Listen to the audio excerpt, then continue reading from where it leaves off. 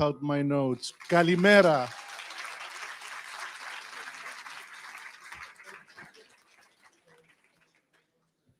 And now my glasses. Dobro chotro. Dzień dobry. Good morning. Bom dia, Portugal. Hello, everyone. So we are 9 languages, 8 countries, 9 universities, thousands and thousands of voices. But you know what? We are only one mission, the Sunrise Mission. So welcome to all of you to the first Sunrise Summit.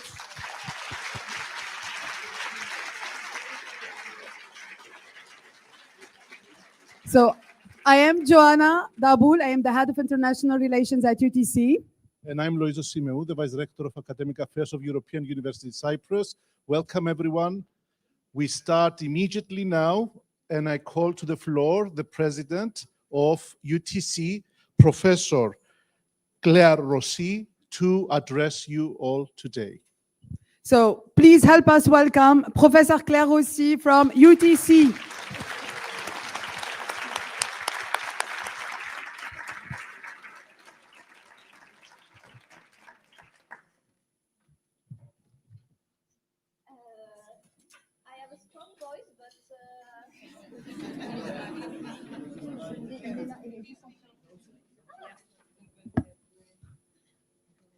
Okay, ready to start now. So allow me first to express my respectful greeting to the Director General of Higher Education and Professional Integration of the French Ministry of Higher Education and Research, dear Olivier Ginès. The representing of the President Xavier Bertrand, President of the Région Hauts-de-France, dear Martine Michel. The representing of the Mayor of Compiègne, Philippe Marini, dear Pierre Vatin. The Deputy Rector for the Higher Education, Research and Innovation of the Hauts-de-France Regional Academic Authority, dear Michel Bubenchek. The Director for Erasmus Plus France Education and Training, dear Nelly Fessot. And the Director General of Campus France, dear Donatienne Issar. Dear Rector, dear President, dear Vice Rector, and dear Vice President of the European University of the Sunrise Alliance, dear colleague, dear student, ladies and gentlemen in your distinguished capacities. It's a great honor to welcome you at UTC for this Sunrise Summit. The Sunrise Alliance brings together 9 universities, small and medium size in scale, but great in ambition. Truly anchored in their region and resolutely open to engage with the world. Our vision is clear, is to show that universities outside the major metropolitan center are not peripheral, but strategic engine of innovation, inclusion, and sustainability for Europe. Sunrise is built on 4 strategical pillars. First, education, by the aim to develop flexible and innovative joint programs, including new double, multiple, joint degrees, by fostering greater mobility opportunity for our students. Second, research, by pooling infrastructure, aligning the vision with a strategical smart specialization strategy of Europe, and also share best practices for our doctoral school to empower young researchers. Third, innovation and industry collaboration by working closely with SMI and regional stakeholders to support the digital, green, and industrial transition. And fourth, service to society and European values by placing democracy, inclusion, sustainability, and cultural diversity at the very heart of our mission and action. Sunrise, it's also directly contributing to Europe's triple transition, digital, green, and social. This embodies the vision of a true European and inter-university campus connecting students, staff, researchers, and region across borders. And it's act as a bridge, linking our region to the world and bringing a global perspective back home. Today, through this ceremony, we affirm that Sunrise is more than a 4-year program. It's a long-term alliance. Together, we will build a network of networks, proving that smaller universities can be key drivers in Europe, and we will work for Europe's future. This moment is a result of months of intensive and enthusiastic collaboration since the very first idea that gave birth to Sunrise. And already, through the multitude of exchanges that are taking place, we demonstrate the strong and authentic connection that unite us. To conclude, I would like to really warmly thank all the teams that have worked really intensively to make this evening and this gathering happen and to make it both pleasant and productive. I wish you all a fruitful and inspiring summit. Thank you.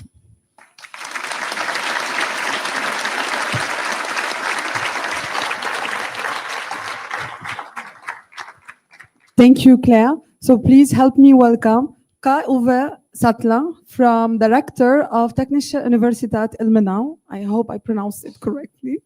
And Technische Universität Ilmenau is a coordinator of Sunrise.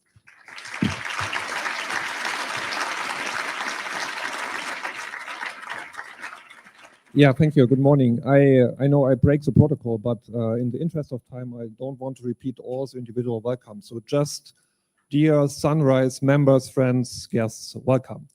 So 8 months have passed since we met in Ilmenau to launch our project Sunrise. I hope you remember the joy of finally getting started. I would like also to emphasize once again, this is not an ordinary European collaboration project. We are one of only 64, 65 European university alliances. And university alliances are a flagship initiative of the European strategy for universities, which is particularly important for smaller universities as we are. We have been working for 8 months now, very hard, and I'm aware, we all are aware of the good progress we made in the individual work packages. But I think that today, this first summit of Sunrise is a great opportunity to take the next step.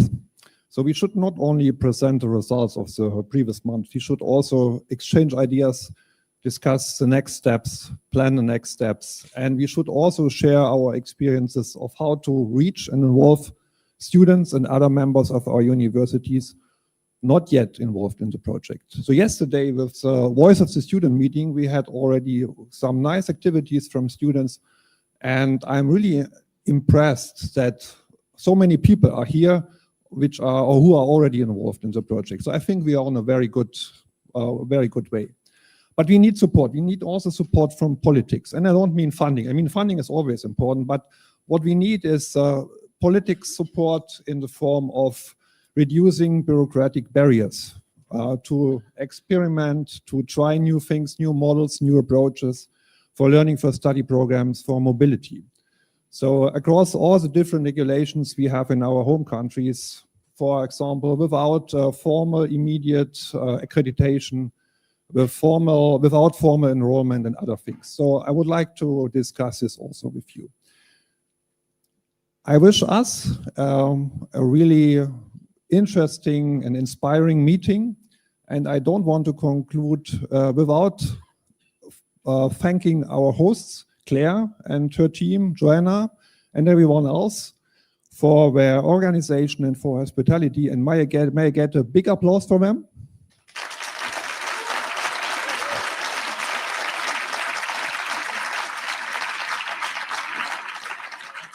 Thank you very much.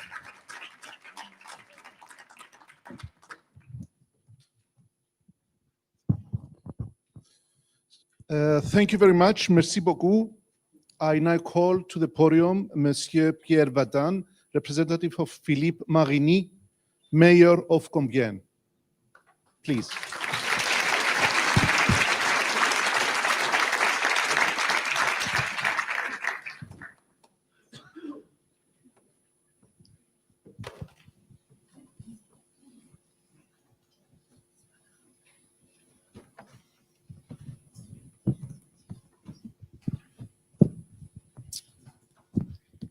Dear Madame Claire Rossi, President of the Université de Technologie de Compiègne. Dear Mr. Kai-Uwe Sattler, Rector of the Technische Universität of Ilmenau in Germany and Coordinator of the Sunrise Alliance. Dear Mr. Olivier Ginez, General Director for Higher Education at the Ministry of Education in Paris. Dear Madame Boubenitsek, Deputy Rector for Higher Education and Research in the Hauts-de-France region. Dear Madame Martine Miquel, Regional Counselor for Hauts-de-France region. Dear ladies and gentlemen, directors and directors of Sunrise Alliance members, dear ladies and gentlemen, in your distinguished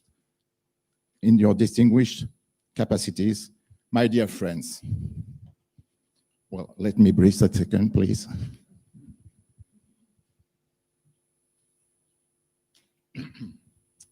Excuse me. My name is Pierre Vatin, and as a member of the Municipal Council of Compiègne in charge of universities and innovation, I represent Mr. Philippe Marigny, our mayor and president of the Greater Compiègne Council, in French, l'agglomération de la région de Compiègne. We are happy to welcome the Sunrise Alliance official summit in Compiègne, and thank you for having chosen l'Université de Technologie de Compiègne and our city of Compiègne for organizing it. Thank you so much for your invitation. Monsieur Marigny gave me the prescription for this prescription for you. We wish that our pleasure to welcome you in such a beautiful city will make you love it, stay longer, or will make you come back soon for studies, innovation, business, tourism, or love, who knows? And I have to ask you, has anyone ever told you that you might have come randomly to Compiègne today, but that someday you will come back by choice and stay? And believe me, this is so true. It happens nearly every day. Because Compiègne is rich. Compiègne is rich of the people, of the Oise River, of the third biggest forest of France, of history. Kings, emperors used to live here. World wars took place. The Château de Compiègne, the Château de Pierrefonds wrote history. And the beautiful love story of Napoleon III for his wife, the Empress Eugénie, is still alive at each corner. I hope you'll be able to take a small time to discover part of it. Here is life and tourism. In Compiègne, you also find work and innovation. Compiègne is rich of its industry, high technologies, chemistry, logistics, agriculture. This is a short list of who's here in Compiègne. Safran, Saint-Gobain, Chanel, Plastic Omnium, Matra Electronique, Sanofi, now named Opella, L'Oréal, Groupe Avril, Unilever.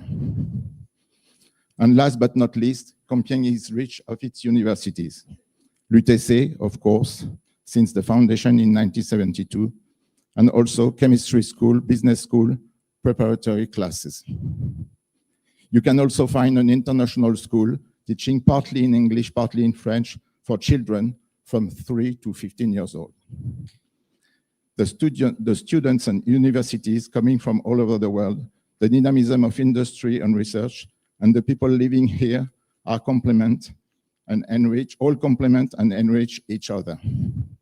And the influence of the UTC spills and flows far away from Compiègne, all over the scientific world. The consequence, l'UTC is also a big part of our identity. It was the wish of the founders. It became reality long ago.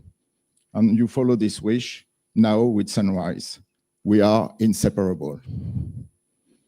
In conclusion, Monsieur Marini, the councillors and I wish the best to the Sunrise Alliance. We wish a sun rising up to the sky soon, and Compiègne will be honored to welcome the Sunrise Alliance for the next summits if it pleases you. We will be happy to learn from you how positive this international partnership is and goes on, and how this alliance allows you to progress for science and innovation. I think I forgot a detail, which is essential in the Sunrise project.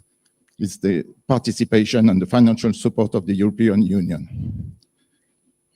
And what is important is that thankfully to the Sunrise Alliance Summit, Compiègne is the center of the world for a few days, and Paris, 40 minutes away suburb. Enjoy your time with Sunrise. Enjoy your time in Compiègne. I thank you very much.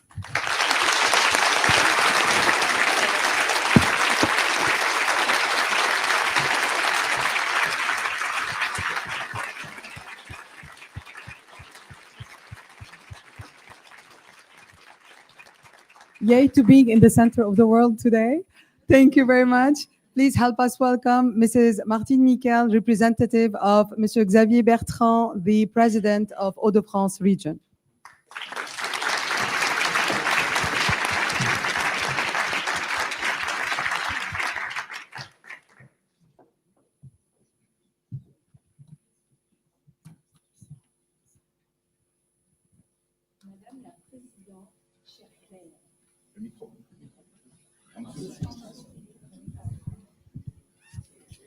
Pardonnez-moi. Madame la Présidente, chère Claire, Monsieur le Directeur général de l'enseignement supérieur et de l'insertion professionnelle du ministère de l'Enseignement supérieur et de la Recherche, Monsieur le Recteur de l'Université d'Ilmenau, Madame la Rectrice déléguée de l'Enseignement supérieur de recherche et d'innovation de l'Académie de Lille, Monsieur le représentant de la mairie de Compiègne, cher Pierre. La région des Hauts-de-France ne peut que se réjouir de cette alliance. Merci, merci, Madame la Présidente, chère Claire, et toute son équipe d'avoir réalisé cette alliance capitale qui va notamment accroître la collaboration internationale en matière de recherche entre chaque université partenaire et les entreprises de leurs régions respectives en promouvant les valeurs européennes. Et au cœur du bassin européen se trouve justement la région des Hauts-de-France, située au centre de la première zone de consommation d'Europe. La région Hauts-de-France bénéficie d'une position stratégique exceptionnelle pour conquérir les marchés internationaux. Une implantation en région offre un accès direct à 5 capitales européennes majeures qui concentrent un potentiel énorme de clients B2B, B2C. Dans un rayon de 300 km, soit une demi-journée de transport, vous avez accès à 78 millions de consommateurs et 1500 milliards d'euros de pouvoir d'achat. C'est à la fois la zone la plus dense et la plus riche d'Europe, un avantage concurrentiel prédominant pour le développement des entreprises. Terre de logistique, de commerce, de recherche, d'innovation, de réinvention. Les Hauts-de-France sont depuis toujours une terre d'industrie. Ce lien historique entre le territoire et les activités industrielles ont forgé un savoir-faire unique et une véritable culture de l'industrie, au travers d'un tissu économique marqué par la présence de grandes entreprises et d'entreprises de taille intermédiaire. Quelques chiffres. Les Hauts-de-France sont la première région d'implantation des grandes entreprises. C'est aussi la première région ferroviaire en France en termes de production. La première région automobile de France aussi en termes de production. La première région agroalimentaire de France part à l'export. C'est la 3e région de l'industrie chimique en France, en nombre d'emplois, et il y a une concentration exceptionnelle de gigafactories pour la production des batteries. Alors, si les enjeux de la production sont indissociables des enjeux de la distribution, ceux de l'innovation sont au cœur des préoccupations de la région Hauts-de-France. Pourquoi? Eh bien, c'est simple. Si l'innovation naît de la science et de la recherche, il faut ensuite concrétiser et pour ce faire, relier les universités et les entreprises. C'est aussi simple que ça.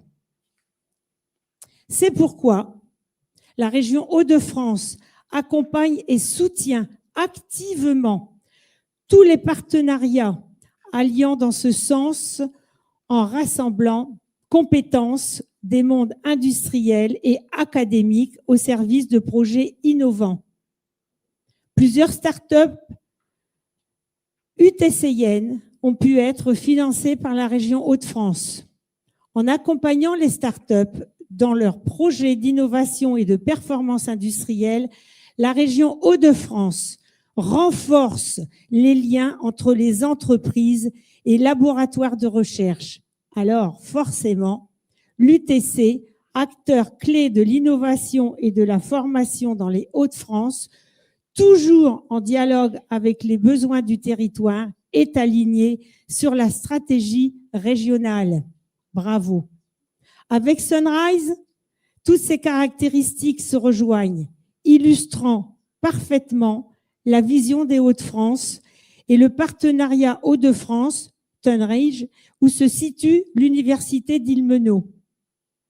Dès lors, le président Xavier Bertrand, auprès duquel je suis engagée, et la région Hauts-de-France sont heureux de contribuer à bâtir à vos côtés l'Europe de demain au travers d'une vision ambitieuse destinée à unir talents, chercheurs, étudiants et territoires. Vive Sunrise, vive l'UTC, vive Compiègne, vive la région Hauts-de-France et vive la France. Merci de votre attention.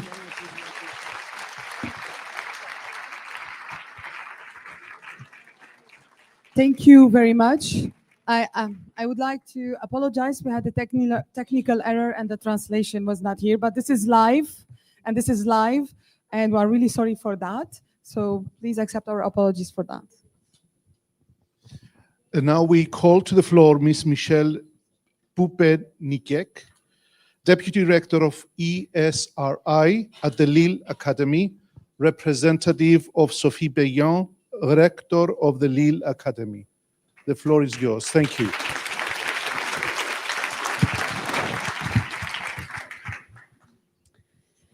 Madame la directrice de l'Université technologique de Compiègne, chère Claire Rossi, Madame la représentante du président de la région Hauts-de-France, Monsieur le représentant du maire de Compiègne, Monsieur le directeur général de l'enseignement supérieur, recherche, innovation, cher Olivier Ginez, Madame la directrice de Campus France, Madame la directrice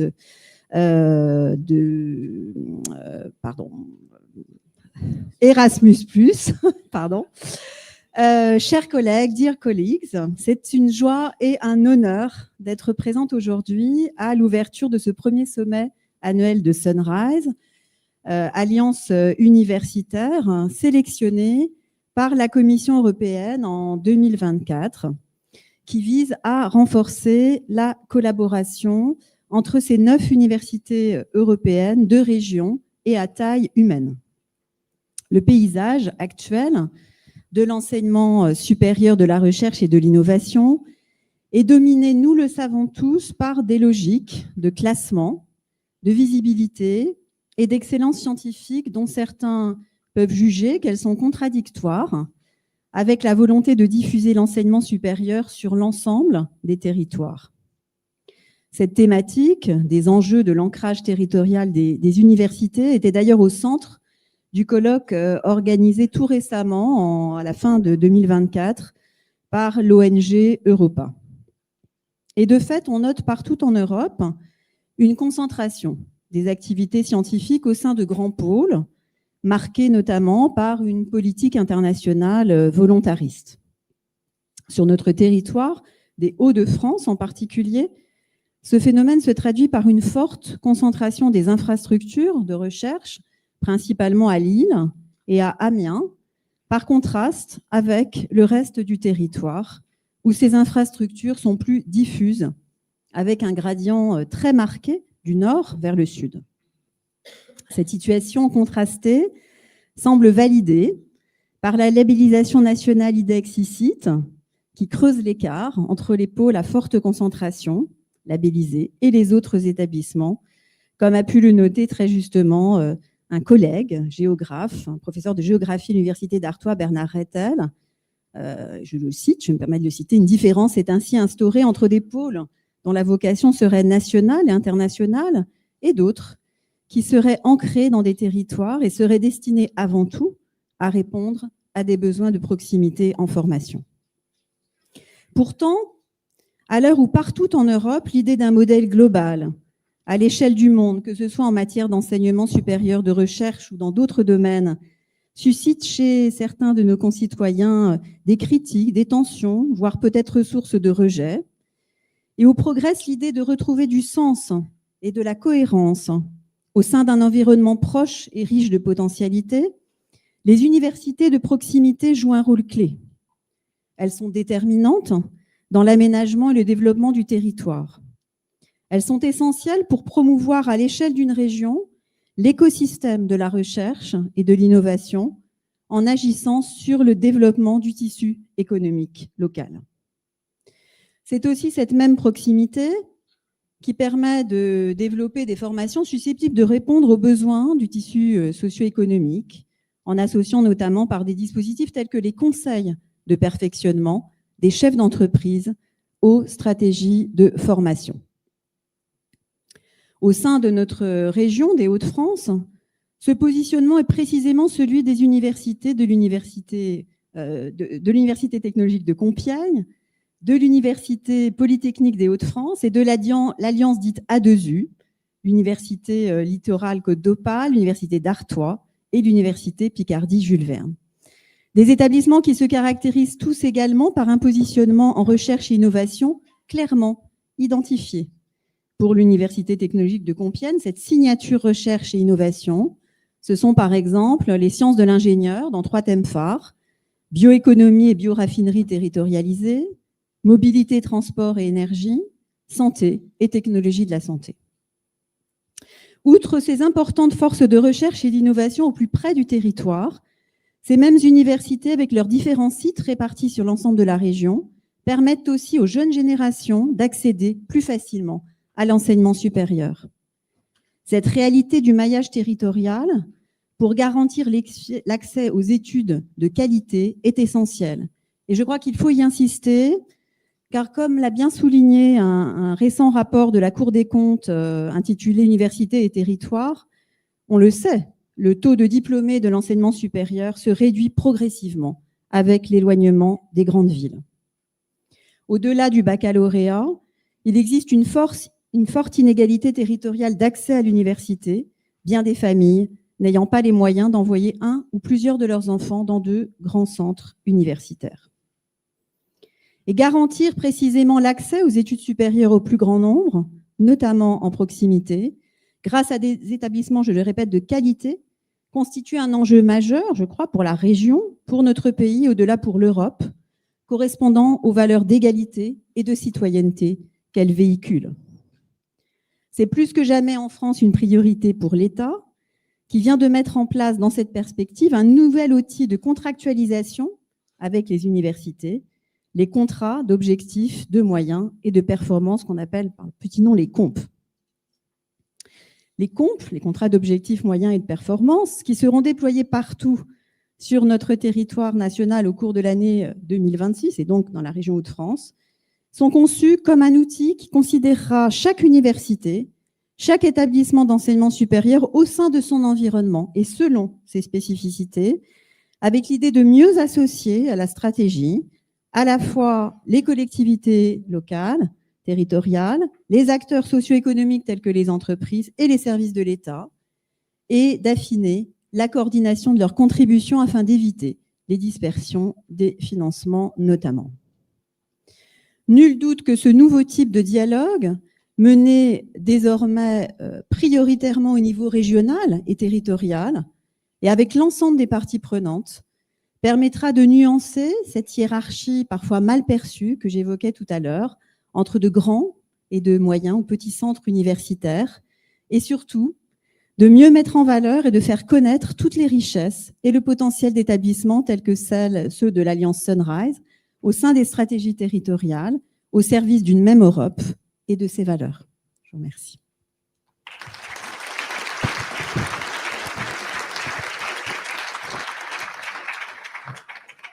Thank you very much. So now we are very honored to welcome with us that we say in French, the DGCIP. So he's a Director General for Higher Education and Professional Integration, or as we say in France, le directeur général de l'enseignement supérieur de l'insertion professionnelle, Monsieur Olivier Ginez.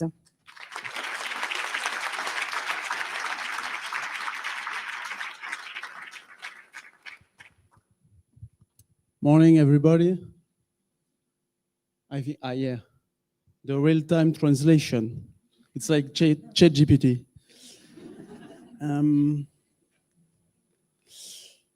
Madame Claire aussi, chère Claire, toi qui nous invites aujourd'hui dans ton établissement pour parler d'un sujet qui me tient particulièrement à cœur, les alliances européennes. Monsieur le recteur de la Technische Universität d'Ilmenau en Allemagne et coordinateur de l'Alliance, Dear Sunrise Coordinator. Monsieur Pierre Vatin, représentant de Monsieur Philippe Marigny, maire de Compiègne. Madame Martine Miquel, représentante de Monsieur Xavier Bertrand, président du Conseil régional Hauts-de-France. Chère Michel, rectrice en charge de l'enseignement supérieur, de la recherche et de l'innovation de l'Académie de Lille et de la région académique des Hauts-de-France. Mesdames les directrices générales d'Erasmus++.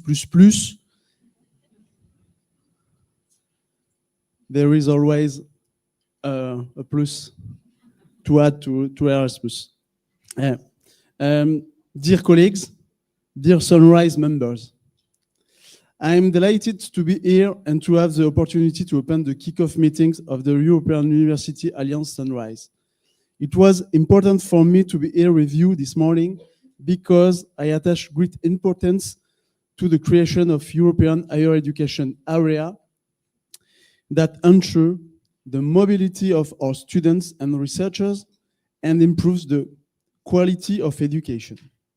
European university alliances are key drivers of the Europe higher education area, and you can count on me to ensure their success.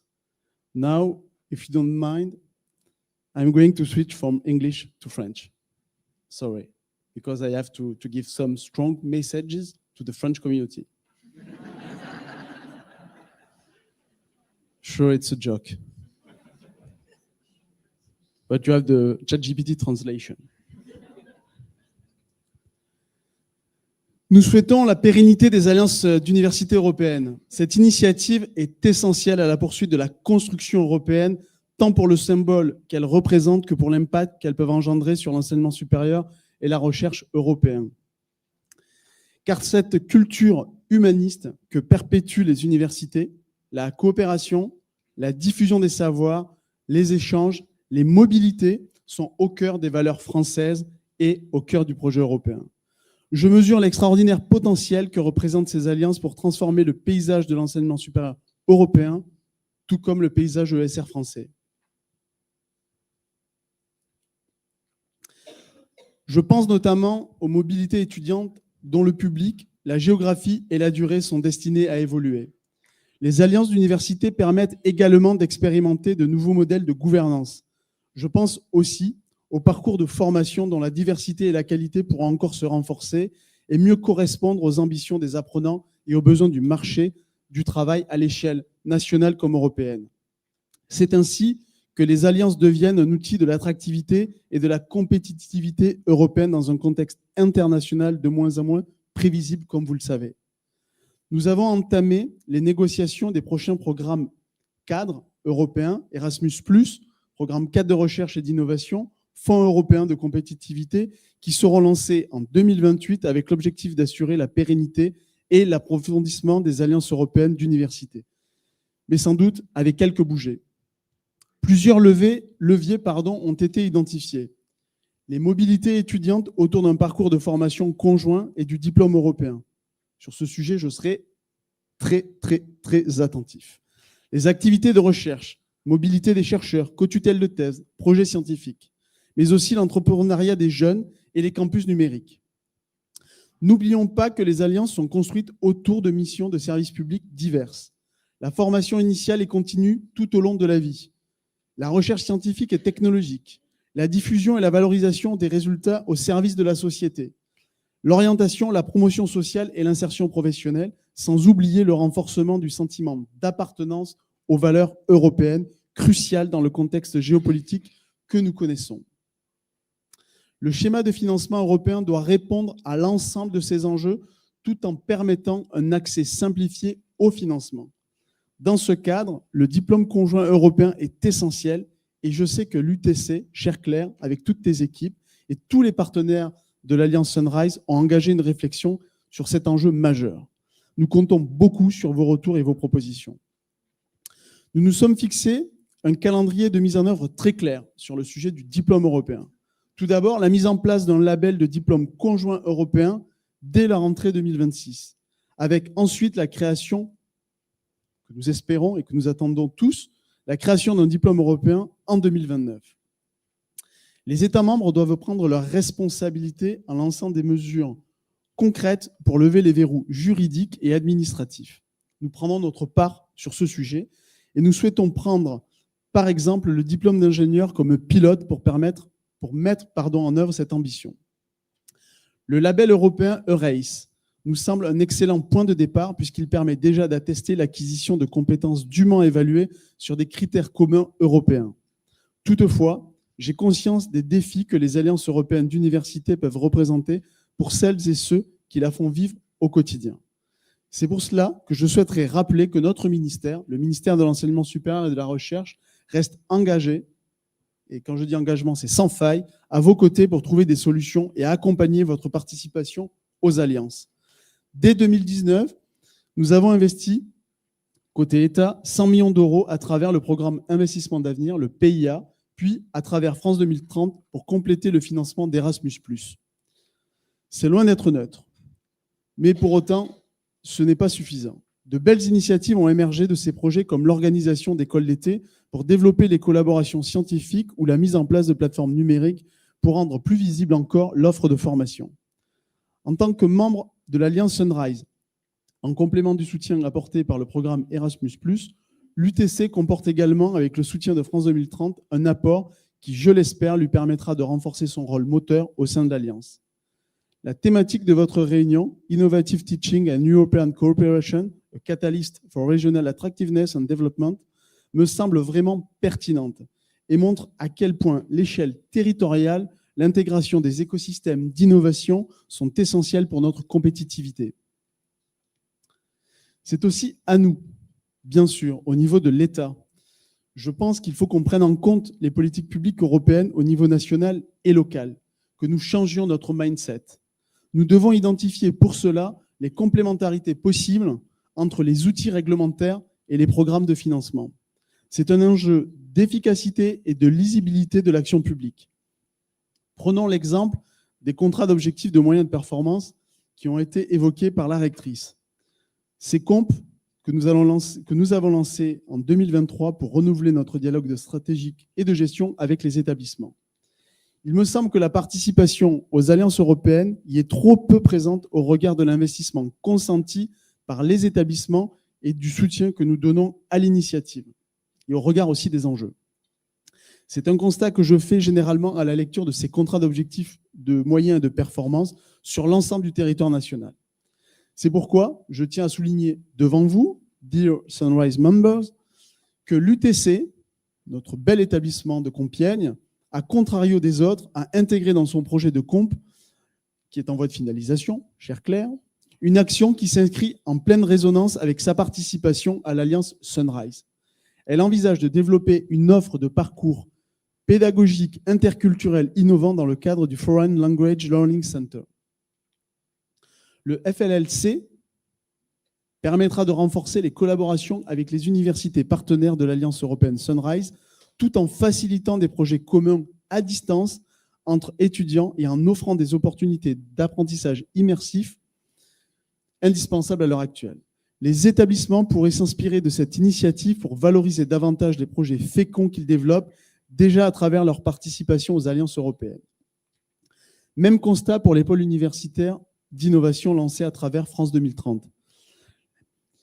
Il faut une participation aux alliances dans le cadre de ces PUI. Il faut davantage intégrer ces PUI dans les stratégies d'alliance afin de les renforcer. La politique de site qui encadre la relation d'un établissement et son écosystème et institutionnel doit évoluer pour prendre désormais en compte l'échelle européenne. La création des alliances nous y pousse. Ces alliances sont un formidable levier de compétitivité et d'innovation pour l'enseignement supérieur et la recherche grâce au renforcement des collaborations avec les territoires, avec les entreprises, les startups et les incubateurs. Il faut penser tout ceci à l'échelle européenne. Hier, au ministère, la Direction générale de la recherche et la DAEI, la Délégation aux affaires européennes internationales, ont organisé un colloque sur la mobilisation des fonds européens pour alimenter nos stratégies nationales d'enseignement supérieur et de recherche et alimenter nos établissements avec un partage d'expériences qui a été juste incroyable. Nous avons, au regard de ces partages d'expériences, des marges de manœuvre énormes en termes de rendement, bien sûr, sur le plan financier, mais aussi en termes d'action. As you can see, there is much work to be done to further develop the European University Alliances. I'm fully aware of your commitment. You can also count on the full support of my teams to support the French partner UTC and its role and missions in the framework of Sunrise. Thanks for your attention. I wish you all a nice day, a very successful summit and fruitful discussion. Thanks.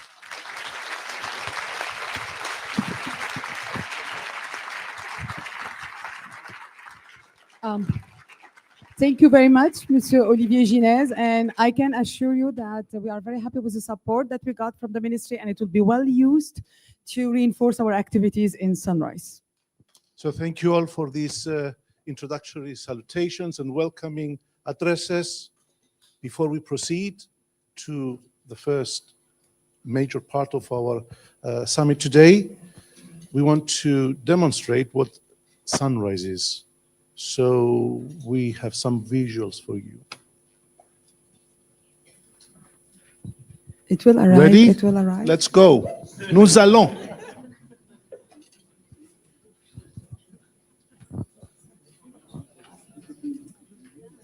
So Sunrise. So Loizo thinks if he says it 3 times, it will happen. There it is. Isn't just a symbol of new beginnings. It stands for Smaller Universities Network for Regional Innovative and Sustainable Evolution. Imagine a place where every university, no matter its size, plays a vital role in shaping the region, the economy, and society. The Sunrise Alliance gives a voice to smaller-sized universities in non-metropolitan areas, aligned with European values. The alliance includes universities from Germany, Poland, Sweden, Italy, Portugal, France, Cyprus, and Bosnia and Herzegovina. Each university contributes its unique perspective, but we are united by a common goal: to build a Europe that is more inclusive, more sustainable, and more accessible. Our mission is to support students, researchers, and local communities through programs, mobility, and research with real-world impact. Together, we are not just building stronger university, for now we're building stronger regions and a stronger Europe. Sunrise, where small universities make a big difference.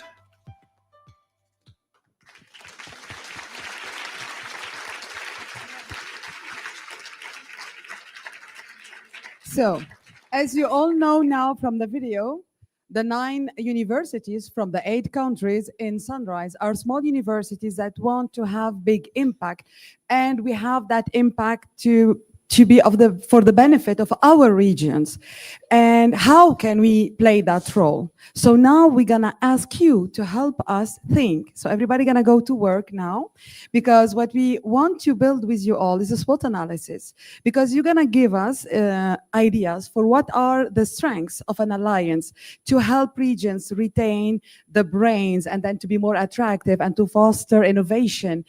What are the weaknesses? What are the risks? What are the threats? What are the opportunities? And tomorrow, the Sunrise people are gonna take that and we're gonna work on it, and we're gonna see how can we use those opportunities, and we're gonna see how can we overcome those weaknesses all together, because we want you to help us build our plan, our strategic plan to overcome these threats and to benefit of these opportunities. So I'm gonna continue talking till it arrives, but what's gonna happen is you're gonna have a QR code, and please take your phones. For once, we're gonna ask you to take your phone, and please get your QR code. So we are counting on you, on your collective intelligence.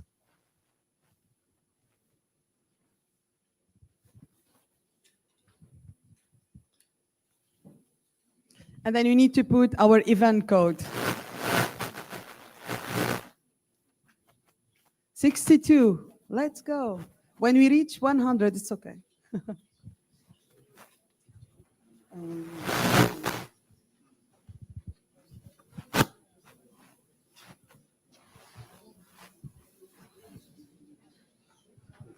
132, yay. This will be good for the Erasmus Plus KPIs report.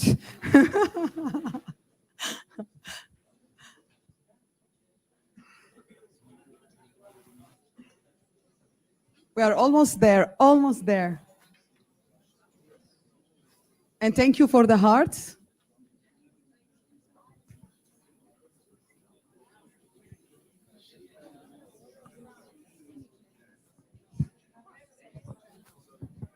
So when you will scan it, for the moment, it will not start because we are waiting for everybody to be ready.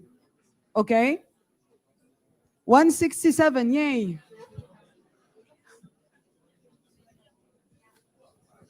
I think everyone is So in. let's start. So we want you to write sentences. If it is in English, it is best, but if not, in the language you like, but please tell us what are the strengths of a European University Alliance to help our regions retain talent and foster innovation. What do you think are the strengths of alliances for that? Take your time, you have time. As we say to our students, take the time before answering the quiz.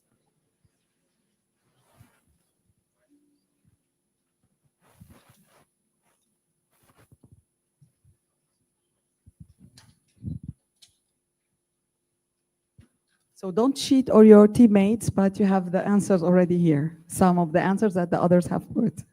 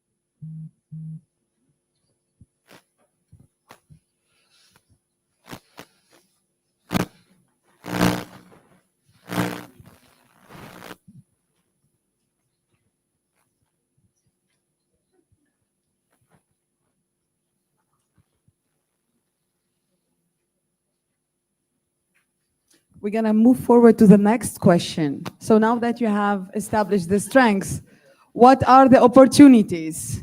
What are the external opportunities? Kauve from the coordinator of and director of Technische Universiteit Ilmenau said it's not only about funding. So think about something else than funding as well. What are the opportunities that we can leverage to support us in this mission?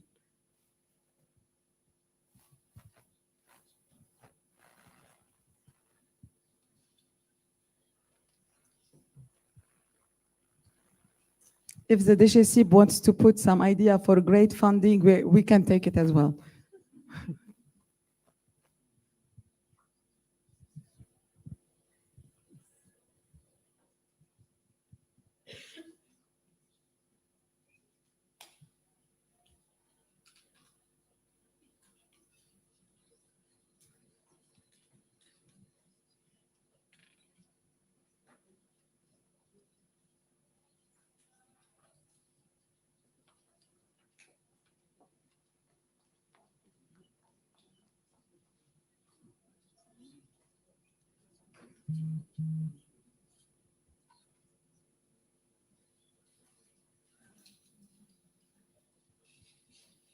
I like student voice. That's a real opportunity.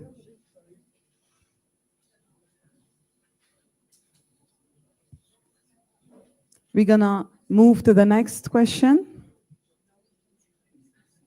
So, okay, a few more minutes. Okay, sorry. I want us to be on time. I'm really sorry for that. But thank you for putting all your thoughts in it.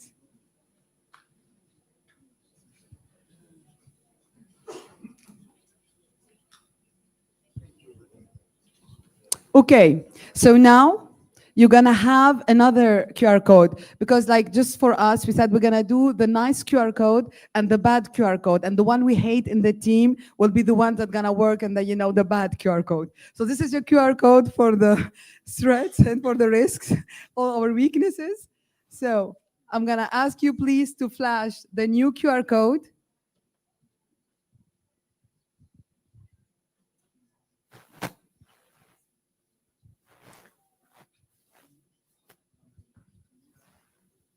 And just to let you know, you're gonna get the results of this, not now. And after our working sessions, we're gonna send this to all the participants, the result of the SWOT analysis and the actions that we're gonna put in Sunrise Alliance to take advantage of the opportunities and to overcome the threats. So everybody will receive the results of this analysis. And we hope it could be also beneficial for other alliances.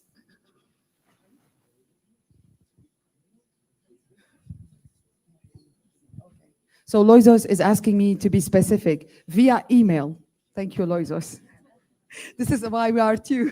Last night I received a certificate by her for being the one putting everything in the pragmatic version. Yeah.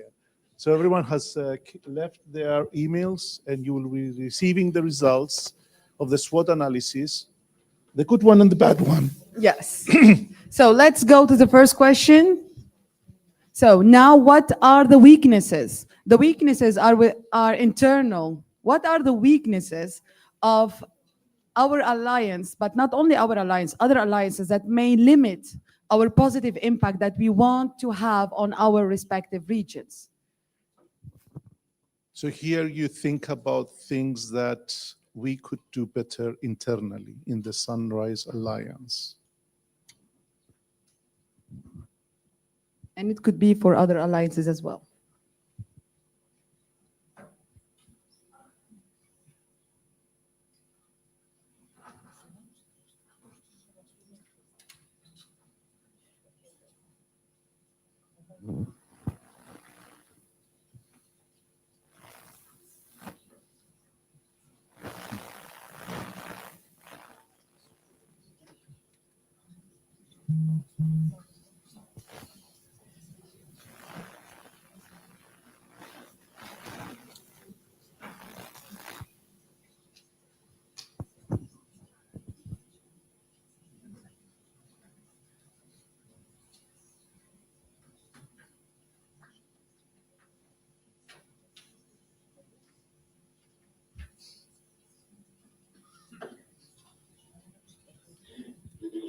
Do you need more time?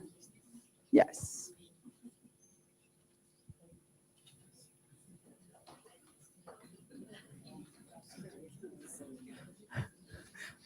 When we're gonna print all the questions and try to do cluster analysis? No, yes. Yes. yes, not sustainable, but we're gonna put some students to create some cluster analysis, fuzzy analysis. We have great courses on that at UTC, so. Or some AI algorithm, you know? Yes.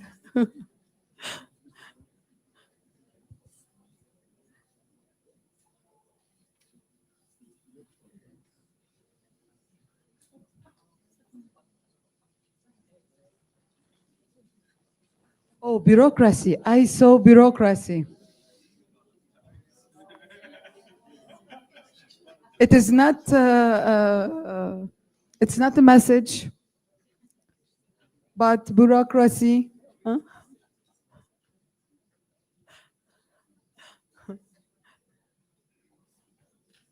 Okay, so we're gonna.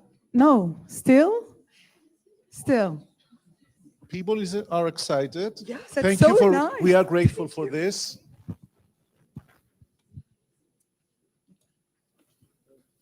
This is not usual, you know. No, we are really happy that you are contributing to our collective intelligence session.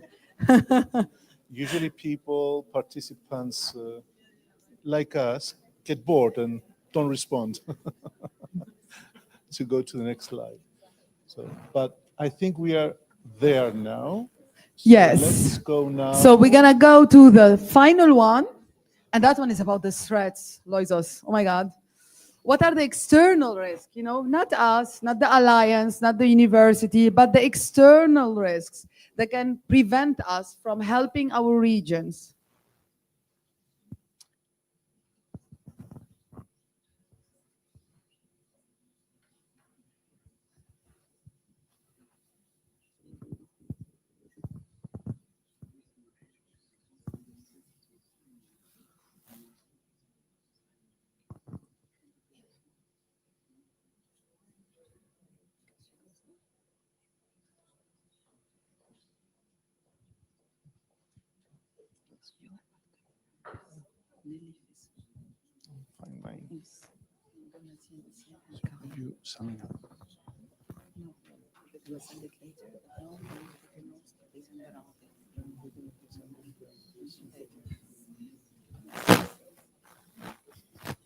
You are giving us lots to think about.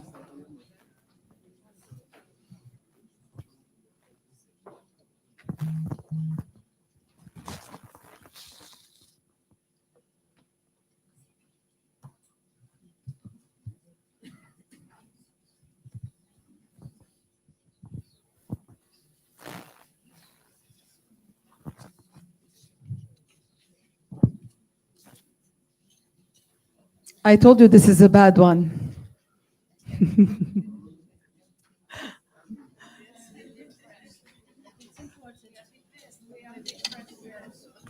Yes, we should have started with this one and then ended with a good one. We learn for next time.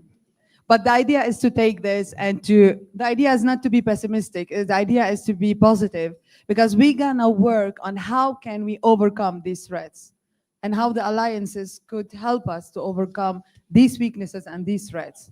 And we're gonna try, I emphasize on the word try, to put concrete actions to that.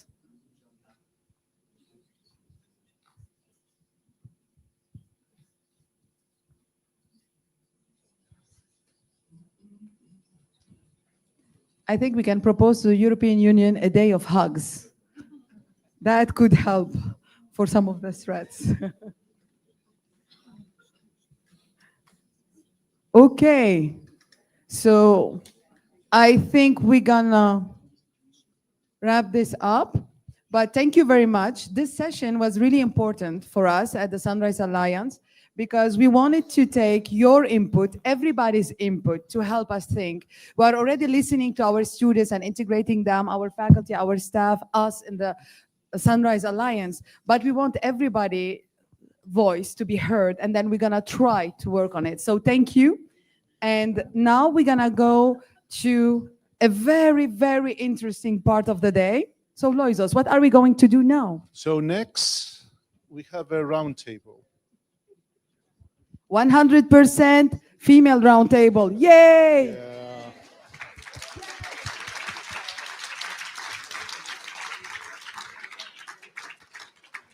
I'm not sure if that's equity, but yeah, we're trying to keep the balances here. So we call it the European Alliances Roundtable, and it's going to be hosted by Tony Garo, Tony, from Mavericks. And our participants are Ms. Nelly Fessot, Director of Erasmus Plus of France, La France, Donatien Hissart, the Executive Director of Campus France, and Carla Ruivo, Coordinator of Erasmus Plus from Portugal.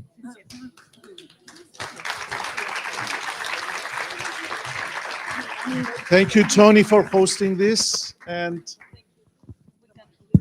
you can use the microphones. Yes, you can take this one. Yes. Welcome, colleagues. I think at sunrise, the day looks full of possibilities. I hope by this time of the day, we are already awakening. It's been very, very energetic starting morning with all the representatives from the Alliance, from the ministry, from the agencies that we have with us today. It was important when we were supporting the European Commission building this instrument to address the national authorities, communities, and agencies and ministries to work together with the universities, because we saw that it was a lot of pressure put on universities from the start. And we are doing the effort. So we want to count on all of you that are with us today to go through three important issues that we are trying to navigate in the universities and in the Alliance. So, and I'm going to go little by little through these issues, and maybe we can bring some more ideas into the table. One is the different levels. We are talking in Sunrise about this multi-level approach from the departments, the units, the institutions, to the regions, the national policies, and the European arena, not to talk about the international competition we have out there. And we can see this as a problem, but also as an opportunity to see how this sunrise goes little by little rising into the horizon. And we have the picture of the sunrise, that the light doesn't come all at once. It goes horizon by horizon, little by little, awakening in the morning. So I think that's the idea, that we put all these levels in alignment in somehow, and we are going to discuss a little bit on how to do that. Then the second one is how to become these different partners in the regions, these different partners in our regional ecosystem and our national systems, strategic partners for our universities and for the Alliance. We are going to discuss a little bit on that as well. And then the third main question is about sustainability, not only at the environmental level, but also with different layers of funding. That's very important, because we are doing a great effort in the universities to co-fund this big endeavor that the European Commission put under the European University Alliances to build on all the missions of the university. Education, research, we have listened to this connection with the regions and with all these missions of engagement. So we are going to go through that with questions to our guests. Thank you for coming. Thank you. And yeah, and I can give you the floor just to introduce a little bit yourselves. They already say who you are, but it's very good that we build the close connection when we are together, to know each other and to listen a little bit from your voice, who you are, very short, and what are the key things that you do. It has to be very short, And that's what we try to do here in Sunrise, to keep it simple as much as possible, but just to start building the connection with the audience. And I don't know who wants to start. Nelly, Nelly yes? Fessot. I'm the French director for Erasmus Plus agency in France. And we are in Bordeaux. And it's a real pleasure to be here with you all today. And voilà. Okay. So now we know if we want to knock your door, you are in Bordeaux. Yeah. So then we can go there. Thank you very much, Nelly. Thank you. Thank you. Hello, everybody. My name is Donatienne Issa. I'm the Director General of Campus France. So a little word of introduction about what that is. We are a national public agency in France, and our mission is to promote France as a study destination for international students and scientists, to run the French government scholarship programs, and also to help French higher education institutions with their internationalization process. We are in Paris, but we also have 6 branch offices in the regions in France, in big university cities. So here it's in Lille, where we are embedded in the university. Thank you. Thank you very much. Carla? Hello, good morning.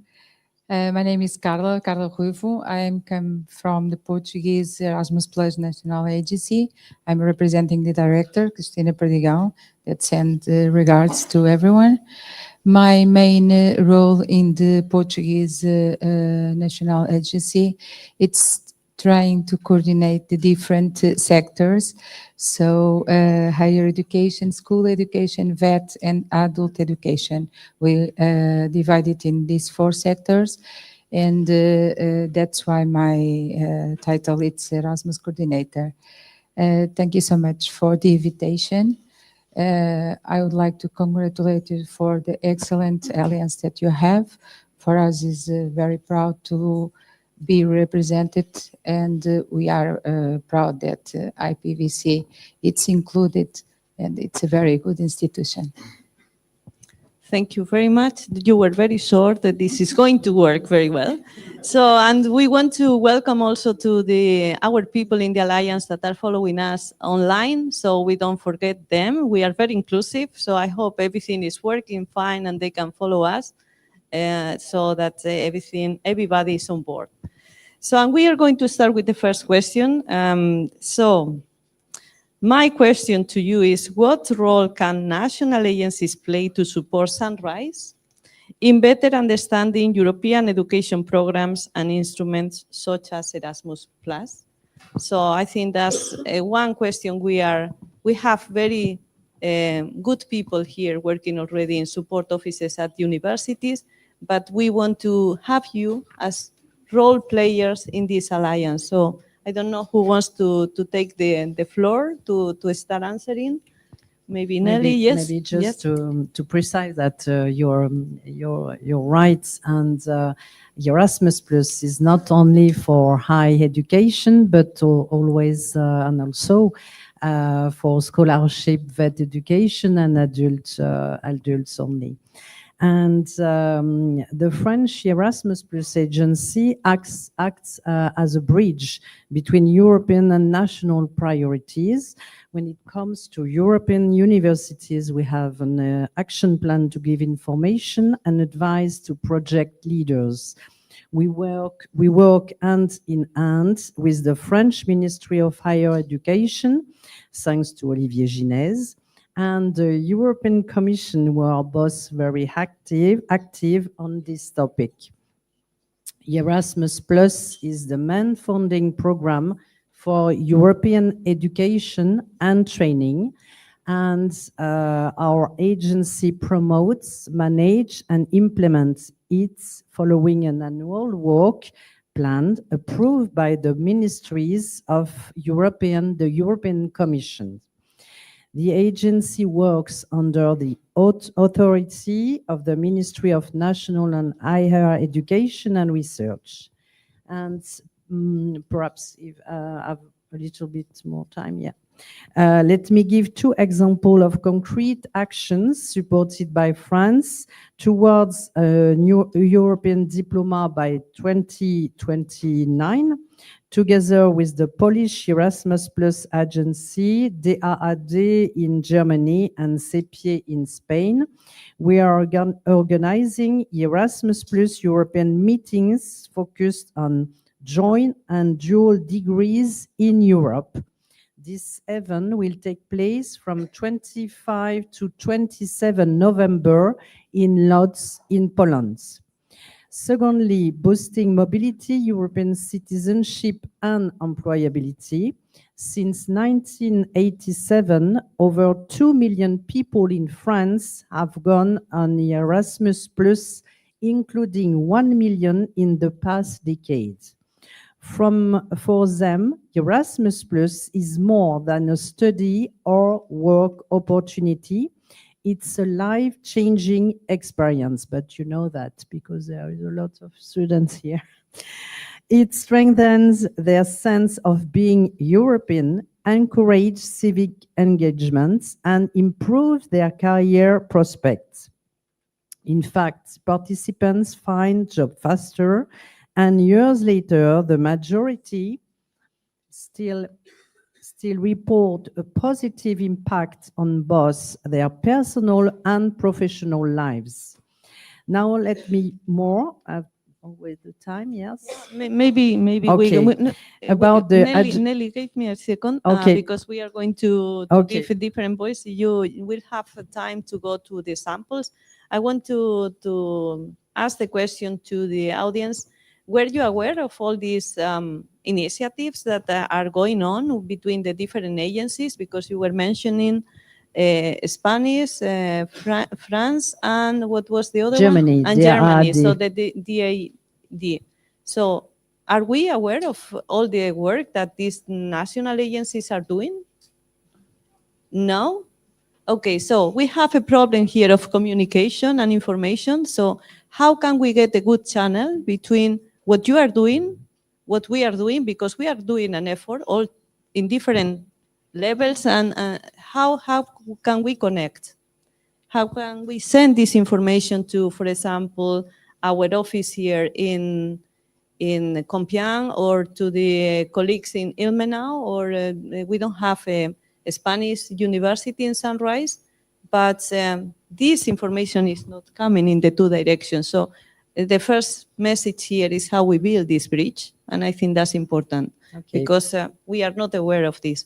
So Nelly, you will continue with the samples later. Maybe how can I pronounce it properly? Donatien. So I'm learning. So can you give us some inputs on this? Well, yes, I'll try to. So we are an agency which is specialized in internationalization. And of course, in that respect, European universities are for us a very important initiative, a really truly transformative one. We are strong believers that it is a very powerful tool for internationalization and also improving the quality of internationalization of institutions, because it obliges you to really think strategically, to deepen your partnerships. And so we also expect as a promotion agency that those alliances will boost the attractiveness of Europe as a whole, as an academic destination.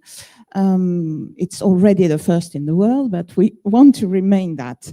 And so by just pulling resources together, higher education institutions, they can enrich, and through alliances, they enrich their offer of curricula. They offer more mobilities opportunities to their students, but also for incoming students. We will have the European diploma. We will have the European student card, which is also a very important thing in our view. And as far as smaller universities. I don't like that term, but anyway, you have chosen it. So are concerned, we believe that alliances can bring something which is often maybe lacking, that is visibility for those universities who maybe are less visible in rankings, etc. So our mission is to help, first and foremost, French institutions participate in alliances. So that is our mission. So it might not be of interest to all of you. We're doing that. We're very happy that the French institutions do very well. They are we are the second country in terms of number of institutions participating. But we also have an interest in promoting Europe as a study destination. Why? Because first we are coordinating a program from the Commission, which is called Study in Europe. We are the coordinators together with the DAAD and a number of other agencies. The aim of that program is to promote Europe as a study destination. So in that framework, we are promoting the very idea of alliances. We are doing outreach to the rest of the world, which of course is very interested but doesn't know very well how it's working, etc. So through websites, events, etc. And so there's a number also of fairs that we organize together with other national agencies where any European institutions can participate, and of course by also leveraging or showing in those fairs, especially in emerging markets, that you are part of an alliance. It's also an advantage. And the second thing I want to draw your attention upon is that we are coordinating another program, which is called Future for Alliances. It's a pilot project from the Commission. It's a 1.2 million euro project with 32 partners and associate members. And the idea is to listen to alliances about how do we tackle the next step of structuring alliances. And you all know that alliances now, they are at a very critical juncture. We have this budget question, which is massive. We have geopolitical tensions. We have economic problems in Europe. I mean, and this influences, of course, funding. And so we have 3 work packages. One is about sustainable funding of European alliances. The second one is about joint programming. And the third one is about internationalization. Internationalization in what aspect? We are special. We are an agency. We're not dealing with outward bound mobility. We are specialized in incoming mobility. So we believe that we need to tackle also those very obstacles you have described in a little booklet that I saw, which is very interesting. Can I stop it for Yeah. a minute? Because yesterday it happened that we found out that our students don't want to be mobile so much, or internationalization was an issue. Am I right or not? Do we have the students here, the Students' Council and students' representatives? They were making a good analysis of some data for this mobility and for this internationalization. So you are doing a great effort to promote this internationalization with the alliances. We are doing a great effort within the universities to do mobility. The European Commission is pushing us to leverage the level of mobilities in different formats, but we don't see our students and our staff so eager to mobilize or to be in mobility programs. So we have an issue there, and we have to go a little bit deeper into the discussion with the work that you are doing in this work package, and see how we can go. I want to listen to Carla as well. Thank you, Tani. Yeah. So maybe back to the question. Yes. I think the national agencies can play a very important strategic role to supporting Sunrise and the other alliance to understand better the benefits of the Erasmus program activities and tools, as well other different programs, but on Erasmus on this moment. I think national agencies can play as a mentors and facilitators, even as a knowledge hub where Sunrise can have specific information about programs, trying to help to get a strategic position, assessing different kind of funding, and create strong partnerships. We can help, I think, to understand the rules. Someone told us about the bureaucracy on the first part of this session. Maybe the bureaucracy and the lack of understand of the rules can be an issue, and that I think we have a role. One tool that maybe we can use is about TCAs and LTAs. So who works with the program knows what I mean. Anybody knows what she means? Maybe it's transnational cooperation activities and long-term activities. So there are tools with some funding that we can use. The national agencies can use it and can promote and propose new activities and training courses. So maybe this is a tool that we can use to help this capacity building that maybe it's still necessary.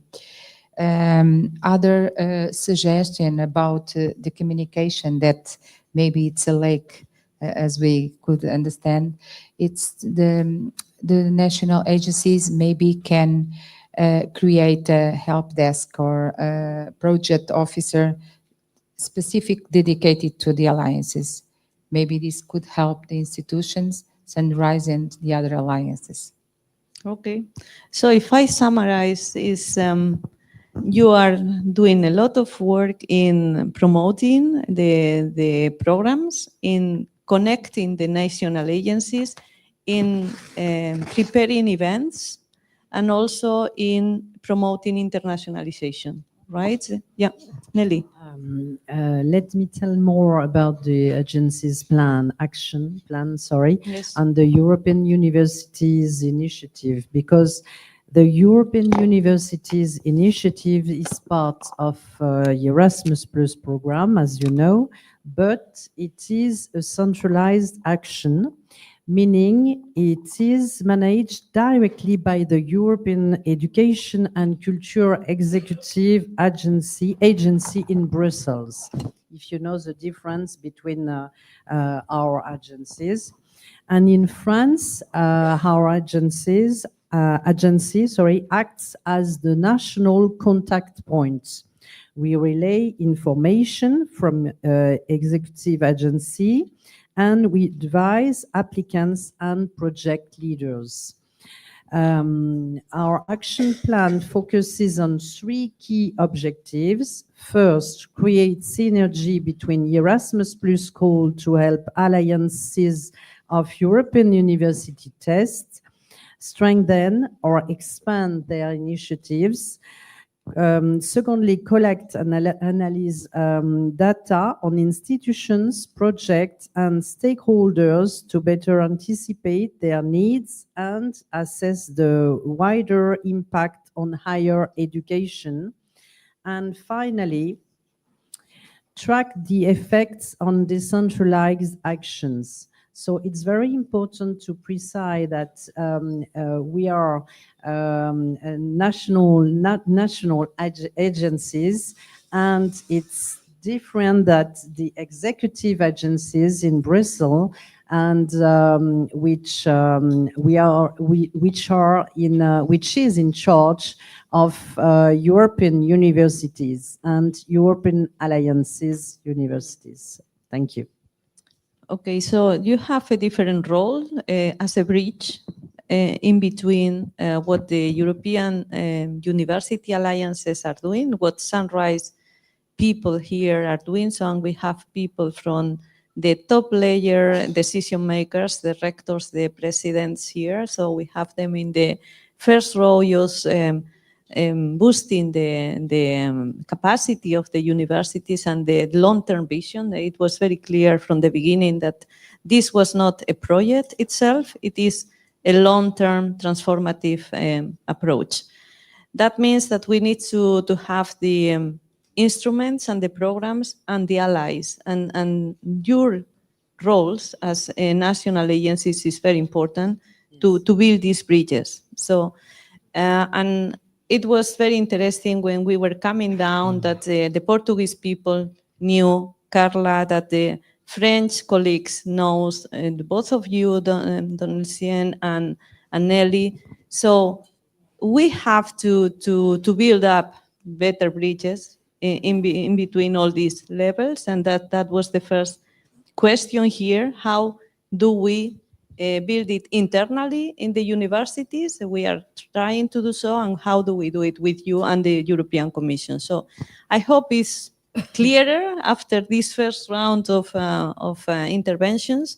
And we are going to the second round, that is more the examples on how you become these strategic partnerships. You were already giving some ideas. I stopped you to explain how to do it in concrete terms, because I wanted to bring it in this second round. So maybe you can continue giving some examples of this internationalization approach. Thank you for bearing with me. No, I wanted to come back to that Future for Alliances project, because it's directly related to what you're talking about, the question of different layers.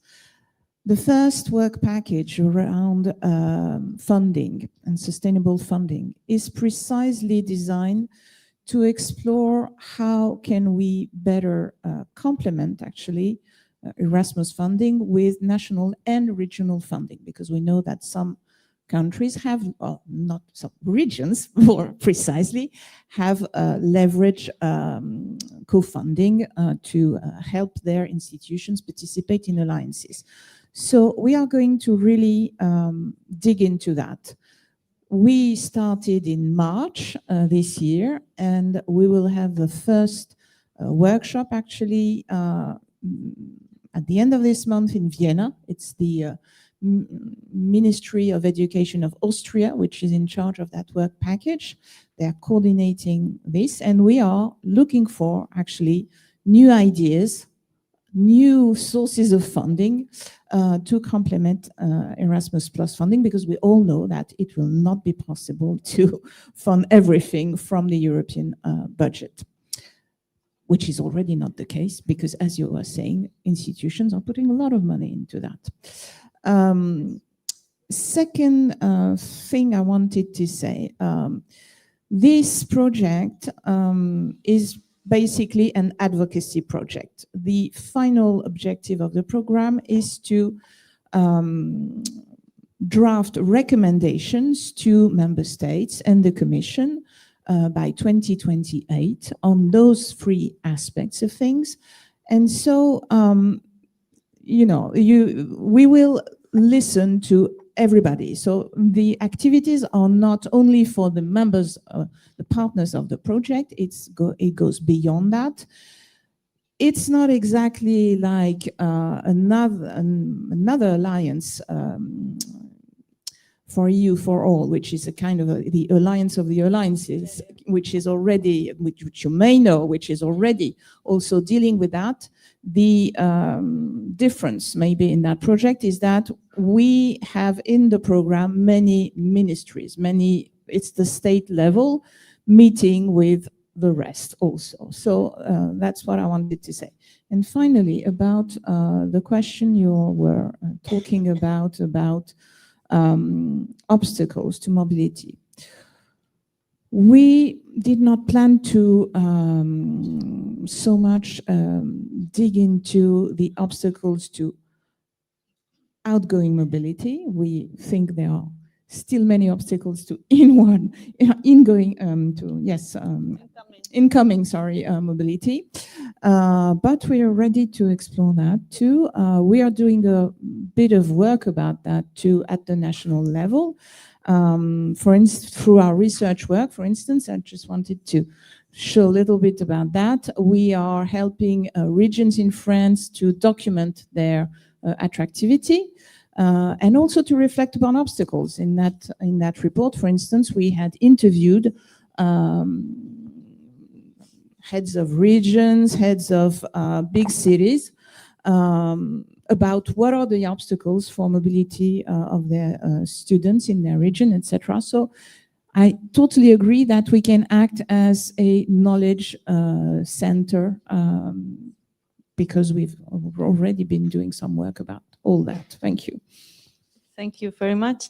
I think we have here in the audience and also at home following many work package leaders, co-leaders, task leaders, and task co-leaders that they are really focusing on hands-on work in the Alliance.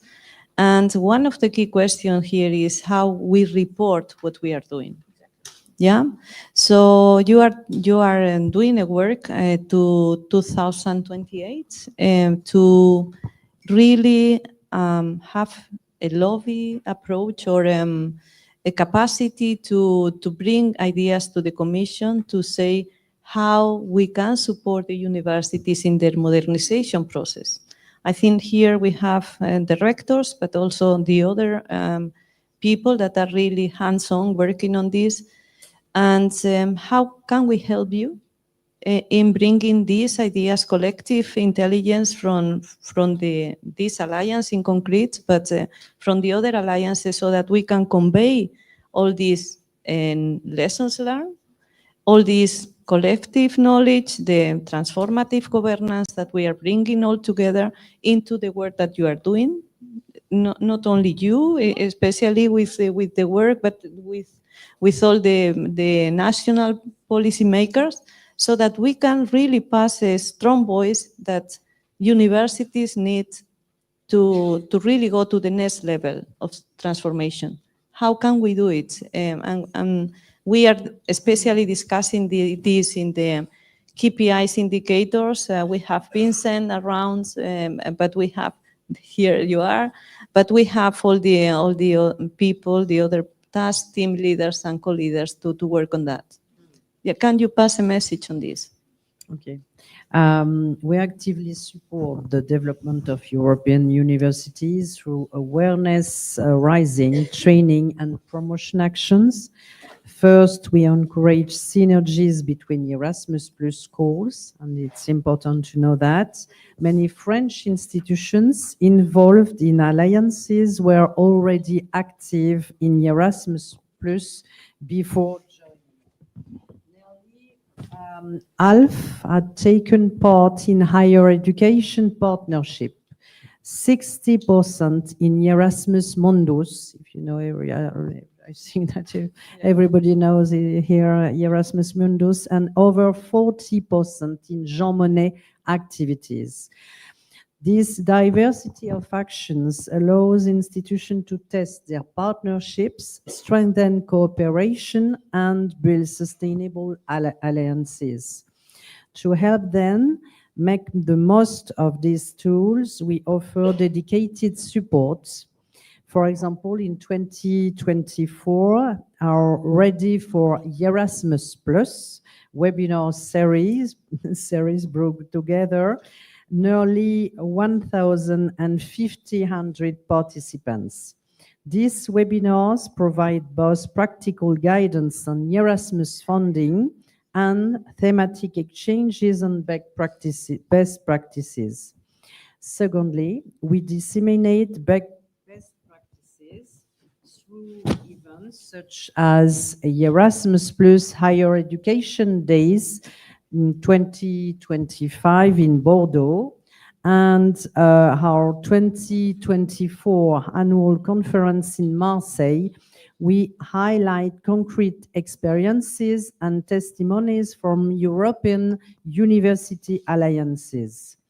And we are also partners of Erasmus long-term activities on spreading innovative results coordinated by the RAD in Germany, with conferences running from 2024 to 2027. Third, we share knowledge and data at national and European level. Every year, the agency publishes analyses to better understand the dynamics of the initiative, from students' numbers to cooperation models. We also contribute to national studies, such as, for example, the Senate report, le rapport du Sénat, and European ones like the MedNet study. It's some examples. Yeah. Okay. So you are collecting data to bring to all these different. We share everything and all data on website. Okay. Thank you. So we have to check what are these data and try to align as much as possible in the alliance with this data, and also bring some new data that might help of you, can be help for you, support. Okay. Carla? The Portuguese National Agency, it's also collecting data about our Portuguese institutions involved. And as well, we organize to the last years some best practice exchange, and I think the results are very good at this time. Back to the role of bridging the European policies for the practical. So I think one of the maybe issues it's some institutions or alliance struggle with is how to implement on local level some of the European policies. As Nelly said, that in Brussels they are decided the centralized priorities for programs, and sometimes it's not so easy to implement on the projects on daily life of the alliance. So I think it's very important to understand how to embed the priorities of the program on all the work programs, like the twin transition, the inclusion, and democratic life, how to embed it in daily life projects, how to embed it in all working package of the alliances. So this maybe, I don't know if you feel this need, maybe not, I hope not, but maybe can be a role on the national agency to build the bridge between the decisions in European level for local level, maybe through some workshops or capacity building programs, especially on this focus. Okay, thank you very much. So we are coming, I don't know how many minutes we have, the timekeepers, 10 minutes, okay, good. So that we are on time with the housekeeping and the break. So let's address something that is of very great importance here for the European Commission, for Europe itself in the position. We are going to geopolitics here. How do we position ourselves in the world, and how do we position our universities in this arena that is very complex at the moment and has a lot of implication for decision makers in universities? How do we envision for the long run in many fields, but also for the attracting talent? You were talking about these incoming students. How do we position our universities in the world so that we are seen? That was part of Macron's idea when he was dreaming about this instrument, how to make a European higher education area stronger and better position in the world. So I would like to go through this last question, a round of questions, on this issue. So if you can give us some clues that we can embed in our programs, in our mobility schemes, in our decision-making prioritization in the coming years. I don't know who wants to start with the question. It is a tricky one, but we really need to address it. You? Yeah. Very good. First, little message regarding the other question before. All right. Follow us on Study in Europe and also on the website of Future for Alliances. Please participate. I think what is really crucial now, actually, is that your voices are heard. That would help us very much. I mean, in terms of an agency promoting internationalization, showing how actually universities are absolutely key to the development of, I mean, territories, what as we call them in France, not only, you know, in terms of projecting that territory abroad, but also by attracting talent, that this is absolutely key for the competitivity of Europe as for the future, would be great. So advocacy, we're very happy that this alliance is existing for that, but I think you must think of raising your voices and really having the people, not only in the universities, but that are from local governments, talk with you about that. I think this is very important at this very critical juncture. Thank you very much. You brought to the question the quadruple helix approach. So how do we work with the different type of stakeholders, actors in the regions for the regional development, the territory development to get, and the universities have to play a role that is very important for the impacts of these territories. So thank you very much for that. Carla, what can you bring in this? So the different sectors, the different actors are very important on all this environment. So I think it's very important to understand how the other sectors, institutions can be a player together with the higher education institutions, schools and vet providers, all kind of set of adult education institutions can be very important, increasing all the tissue of institutions around the alliances. I think that involving the program managements and all the promoters in a true strategic partnerships, it's still requires a shift and a mindset, a different mindset. And that is what are in the basis of all this. If we can shift this mind, and we will have the transformation, and we will be on our mission to modernize, innovate, and connect institutions with the society. Thank you very much. Nelly, do you have some ideas for internationalization and these different actors coming together? Yes, of course, but just to tell you that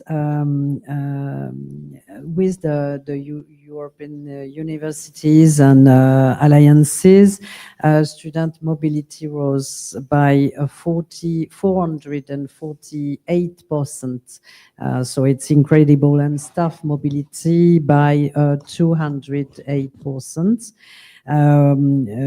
Within alliances, according to European Commission report published in January 2025. And yeah, I think that there is aim of internationalization with Global Europe in the next program and of Erasmus Plus 2028 to 2034. And so I think that it's a great perspective for us. Okay. Thank you very much. Yeah. You want to say something before we Yes, end? it's another idea, but Yes. sorry about that. I saw in her face that she had an idea, No, right? So we have it's- to read. Actually, it's about welcome services for international students, which is very much something which is benefits from a good cooperation between universities and regions and territories are very much involved in that, usually. We would like to promote the idea at the European level that these efforts should be recognized through what we do in France, but it's also the case in Ireland, for instance. We have a quality label for good welcome services for international students. We believe that raising that at the European level would be another nice complement to the things that EU can do to boost its attractivity. So I just drop that idea to you. Think about it. Thank you. Thank you very much. I think we could be here discussing on many other issues, because then we have been also discussing in the Alliance how to recognize, how to valorize, do valorization of the many good ideas that are popping up in many different units and spread around the universities in the Alliance. We'll go step by step. As we said at the beginning, the sun doesn't rise all at once. It goes horizon by horizon, little by little. And this is a last call for each of us here in the table, in the coordination, in all the decision makers, in everybody, students, staff, academics, to have the responsibility of their main capacity of their innovation to really work for the transformation of the universities, but also for the transformation of the European university area. So thank you very much. Thank you. And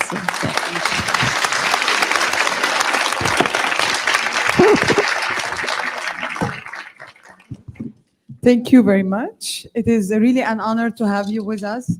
Thank you very much. And thank you for all these ideas. We have a lot of work to do.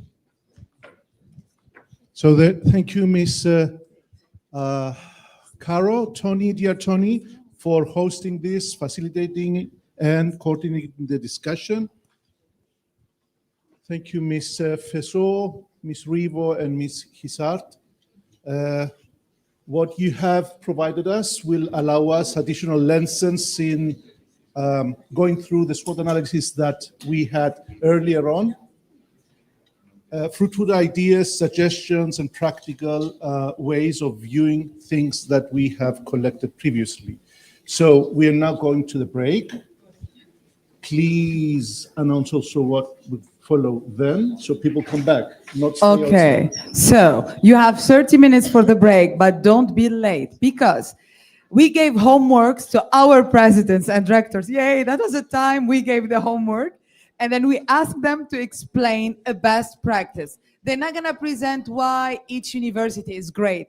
They're gonna give you one example to learn from on how to do very well one thing. And the discussions, I know, are gonna be very rich. So come back and be on time and come in 5 minutes before.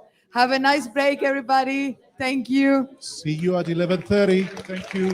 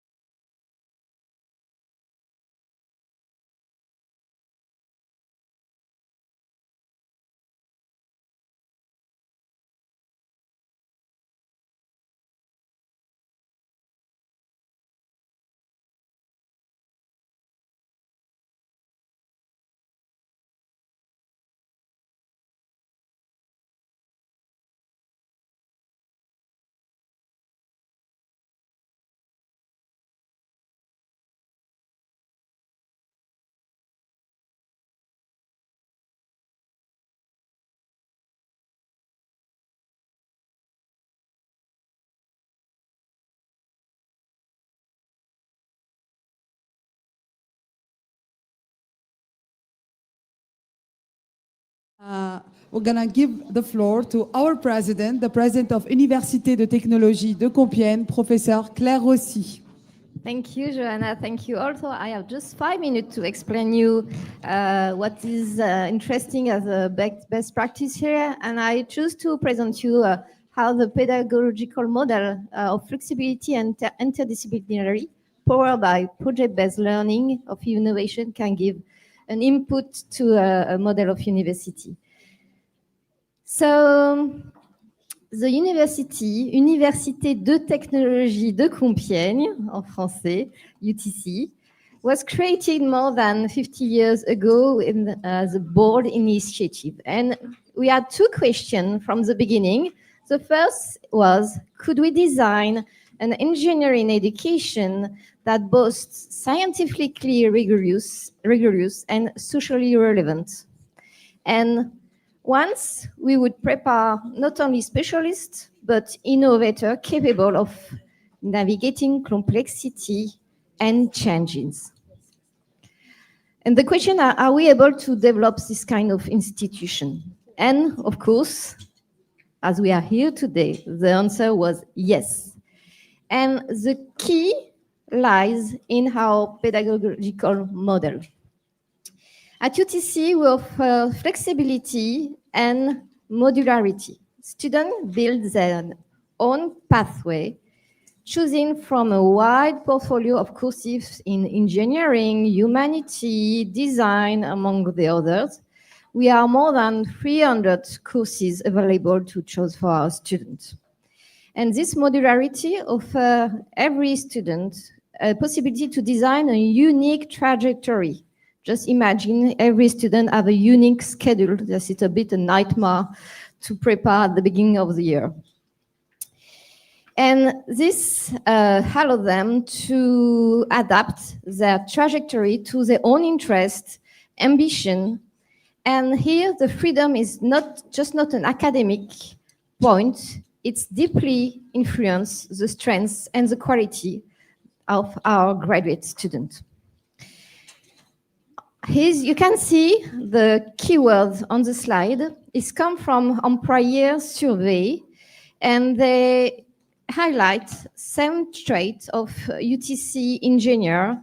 They are reliable, autonomous, adaptable, open mind, with excellent team player and facility to build team around them. And this is the so-called soft skills that make a difference in today's professional world. A second cornerstone of our model is the project-based learning. From very first semester, the student can work in team with on real problem with a researcher, with industry, and this approach demands initiative, creativity, collaboration, and it's lead to innovation. Just 2 examples. I don't know if the researcher involved in this area, but in this room, but I would like to illustrate that with 2 different projects that have a huge impact and very recent here. It's first is Epure. So it's the second slide, not in the good order, sorry. With a project called Drift. And the story of this innovation is very nice because it's originally a student that came out of a lecture and he observed someone in a wheelchair not able to or struggling with a slope. And he could see that the way he was able to brake, to slow down, he was burning the hand of the person on the wheelchair. And he wanted to develop a system that is inspired from the Dutch brake on the bicycle, that you do a reverse biking. And this led to this innovation. And it was built through projects, through courses over the year at UTC, but also after.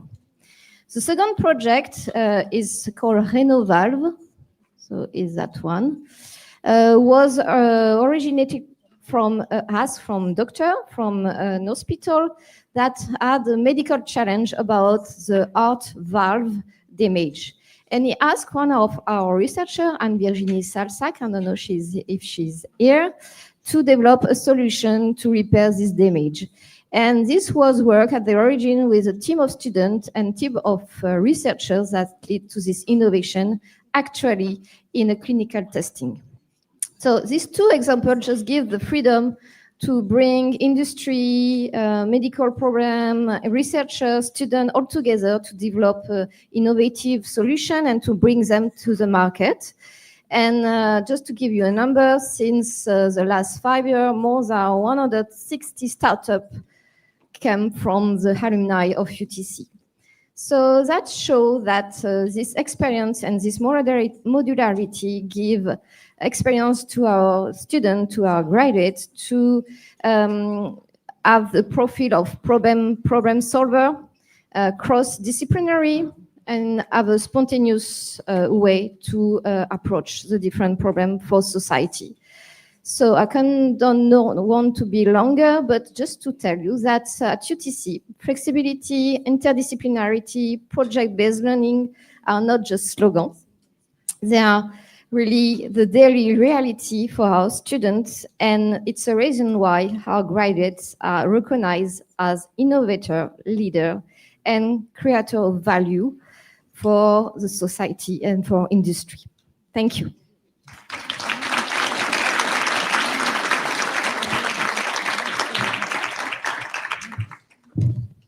Thank you, Claire. And I want to tell you that since students choose our courses and they have a lot of choice, they are happy to come to our course. It changes the dynamics of the teaching. So thank you, Claire. Any questions for you, Claire? Because we gave you homework and we said we're going to make your life harder today, you know, a bit of revenge. So does anyone has a question about the menu à la carte at UTC where students choose their courses? Oula, okay.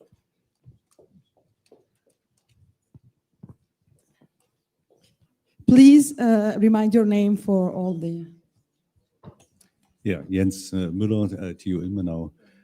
Thanks, Claire. The question I have is, how do you establish the contact to the industry or organizational partner outside? Is there a kind of matchmaking event where you get these ideas from them? It can come from different sources. Since a few years, we developed a direction of partnership and entrepreneurship that help as the contact, but it can be simply the contact of researcher with other researcher or with practitioner for the hospital, by example, or just by other collaboration that a new question come and then we decide to solve. Or sometimes it's also by myself discussing. So it's very multiple form. And we have not only one way to have the question on the way to have the project, but it shows that it's very important to be deeply embedded in the region, to have the multiple contact with industry, and the industry knows that they can approach you and ask questions to develop innovative approach. Thank you. We have time to one more question. One last question, please. Yes, only one. Yeah, thank you very much. Julian Wüster, also TU Ilmenau. Could you comment on like what percentage of your courses more or less is then fixed, and how much you can choose, or is it more like the first 2-3 semesters fixed and afterwards you can choose? What is the model you go with here? So of course there are some compulsory skills to acquire, and there is a number of credits to have in scientific, humanity to obtain. But the model is flexible from the first year after the high school. And just to give you an example of the complexity to be able to run that flexibility, we had 3 PhD students working on the program that developed the personal schedules for students. So almost every student have their own schedules, and it's free. This like a lot of freedom from the first to the fifth last year. Thank you very much. Big applause to Claire Rossi, President of Université Technologie de Compiègne. Thank you, Claire. And we now call the rector of the Technological University of Ilmenau, K-Uwe Sattler. He will be presenting an example of a good practice from the TUIL on how they link their research and training. Thank you. Yeah, thanks. So I was asked to talk about the link between research and training, and because it was homework, I just accepted it, and then I thought a little bit, what can I tell you about this link?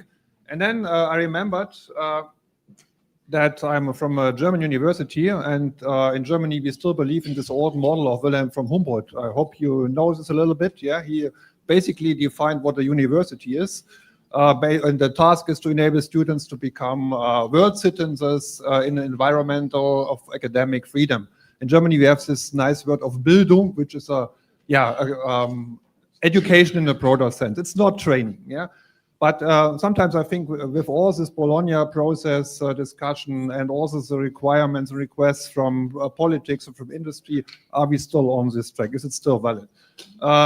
Yeah, we have to provide we have to secure skilled labor. We have economic interests in all these programs. And sometimes I'm not sure if it's really the case. But I also see a lot of challenges. I'm still teaching, yeah, so I go to class and I give my courses.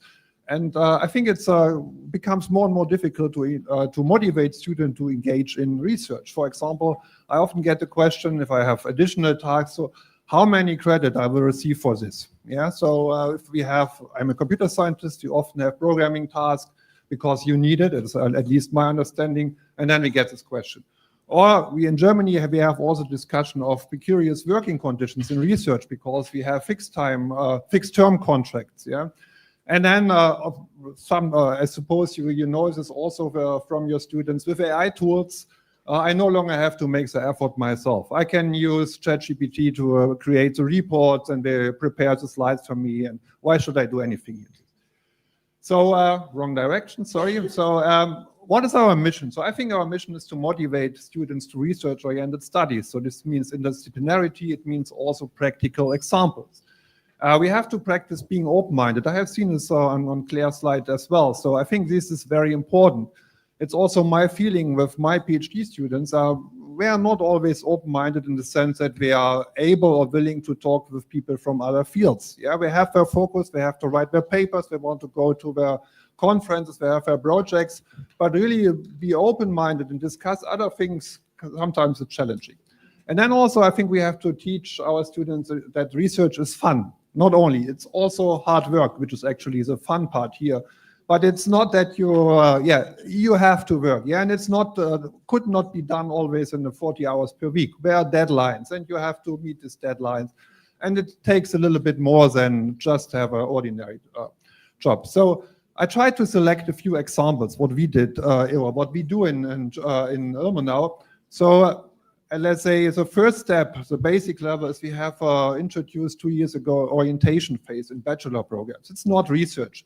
It's mainly for students in engineering to understand what it means to be an engineer, yeah, to get hands-on on practical examples, to visit also companies to see what they can do later, but also to do work together with people from other fields, students of the first semester. It's not that you can decide, should I do mechanical engineering, electrical engineering, computer science. It's really to help you to answer the question, am I the right, or is it the right field for me? Another one is we have a research skills seminar in master programs. I suppose you have similar things. The idea is basically that students play to have or to run a conference. So we learn to prepare and run a scientific conference with all the steps, submission, preparing submissions, doing the reviewing process, organizing the conference, and you learn a lot of things. You learn, for example, that it's sometimes a good idea to print both sides of these badges, yeah, and then it's easy, you can turn it around. We have also interdisciplinary research seminars, for example, combining data science or communication science. So we have students from very different fields, and this is a challenge. It's a challenge also for students. Yeah, we have to learn. Yeah, it's not like so you doing all the programming work and I give the presentation.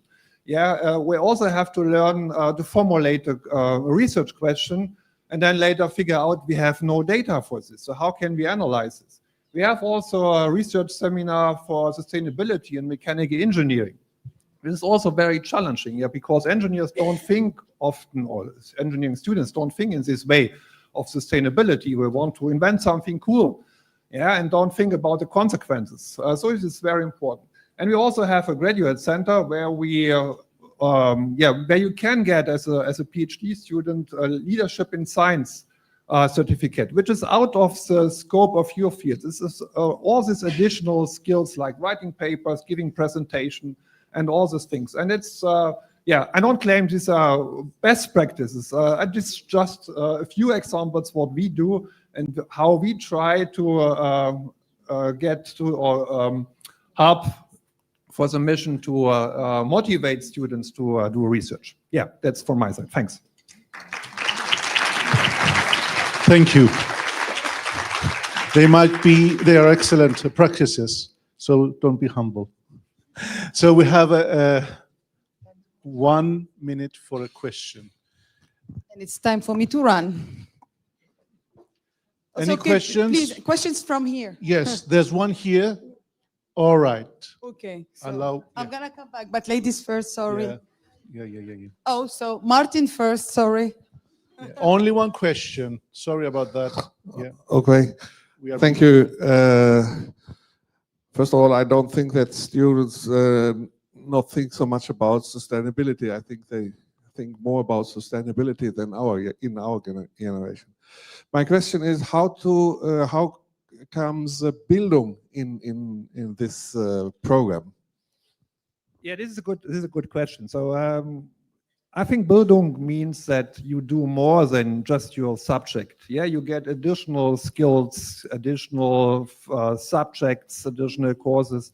You should be more open to everything. So I don't have really a recipe for this. So, but I think this is our task as the university to write this. Loisos, I'm gonna cheat. One more question. It was a short answer. You're allowed. I was thinking, do you have also courses where you mix disciplines for these students, or is it just seminars or lectures? So yeah, we have especially for engineering students, we have let's say fundamental courses, math, physics, computer science. So this is for everybody, yeah. But it's not what fosters interdisciplinarity. It just is you need all the same fundamentals. Mainly seminars, because in seminars students can work together. We really have a task to solve for the whole semester, and this is where we form these teams here. Thank you very much. Rector of Technische Universiteit Ilmenau, ladies and gentlemen. So now it is the turn of Free University of Bolzano. So please welcome with us Professor Marco Baraccieri, the Vice Rector of Research. And please, we want hard questions to our rectors and presidents, you know? Thank you, Joanna. Actually, teaching, but it's fine. It's fine. I'm for teaching, but it's fine. Oh, I'm sorry. No, we're going to do it again. I'm going to do it again. No. Please, ladies and gentlemen, help me welcome Professor Marco Baraccieri, the Vice Rector for Academics and Teaching at Free University of Bolzano. Will you clap again?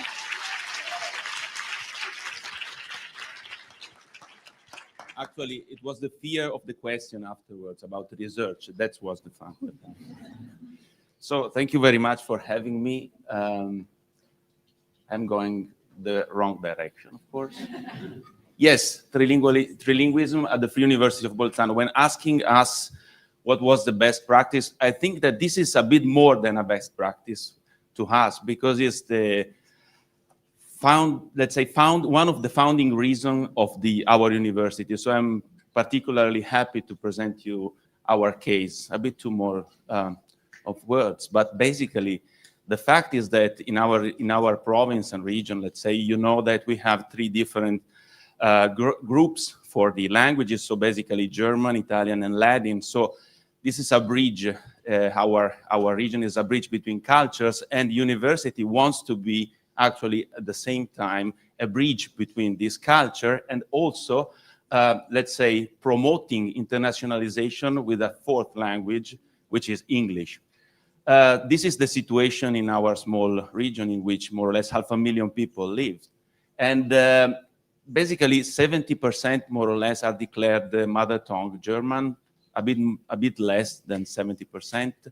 Around 1/3 is 30% Italian, and the rest is a few percent of Latin.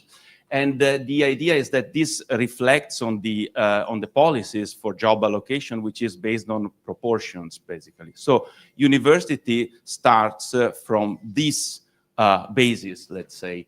So I will not bother you with numbers, but in our faculties, in our 5 faculties, in all bachelor programs, we have introduced basically trilingual programs. That means that students studying engineering in the same day can have maths in Italian, informatics in English, and then chemistry in German the same day, let's say. So the different languages used as medium for instruction, of course.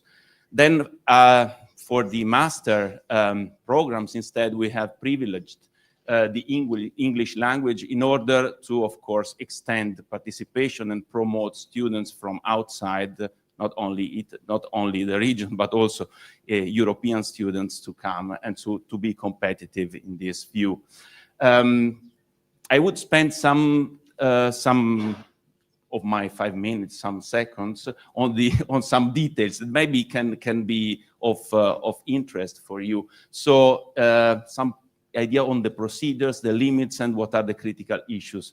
One point related to the professors. Of course, to teach in different languages, you need also professor with competence in all these languages. So the idea is to have professor that has at least a good competencies or mother tongue in one language, a very good competence, excellent competence in another of the other 2 teaching languages. Of course, this is not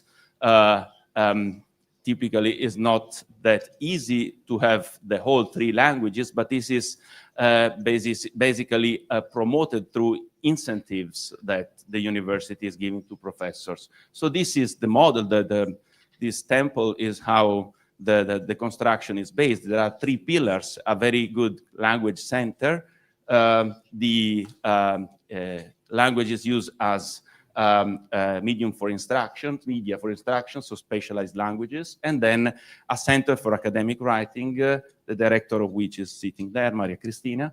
And then, of course, as transversal, not pillars, but foundation, we have research and many other activities. Just to let you know, so what are the requirements? So basically, the requirement is to have a minimum entry level of B2 at European level on 2 languages. And for the 3rd languages, basically one can start from scratch.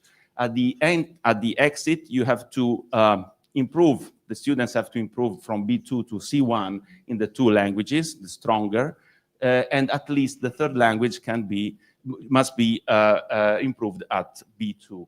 So for that, you can imagine the language center has developed a very effective strategy that works actually. And you can see that maybe not that clear, but I can then give you more information if you want. Different paths for the different spectrum of competencies of the students. So the students starting from scratch, of course, have the whole. So the very first column, the left-hand column, in which you can see what is the progression and the different offers of the language center, which are courses diluted during the lecture period, during the terms, or intensive courses in the pause in the different parts. So this is not very easy, but let's say for the students starting from scratch for the 3rd language, there is a quite long progression, quite long, let's say, huge number of hours to be let's say attended, around around 500, to the scenario 4, in which the students come with very good competencies, in which you have just 160 hours to attend. I don't want to go a bit further, but of course our language center is able to provide the students the exams for the certification either the certification, international certification, or the internal certification, which are valid, of course, just internally.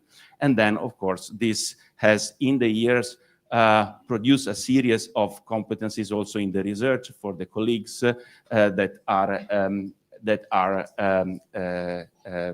competent in linguistics and so on and so forth. So I think this is all from my side. Oh, no, this is not all. You need to have a question.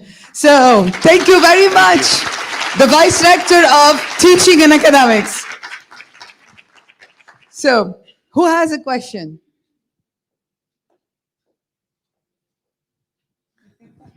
Me again. So, Ernst Müller, do you have numbers? How many students come to your university exactly because of this condition? This is a very good question. So I don't have a number on that, but I can say that the students from the region are more or less half of the students that come in Bolzano. I would say that half of the students come from outside because of, in particular, this offer. And I don't know how many of the local students are also really convinced of this program, of this, let's say, of this opportunity. But of course, I would suspect that 60–70% are really understanding the value of studying in three languages because of the enhanced market that they can find at the end when they reach their professional profile. Thank you very much. Another question, Loisos? Yes. Ilmenau is on fire. Are the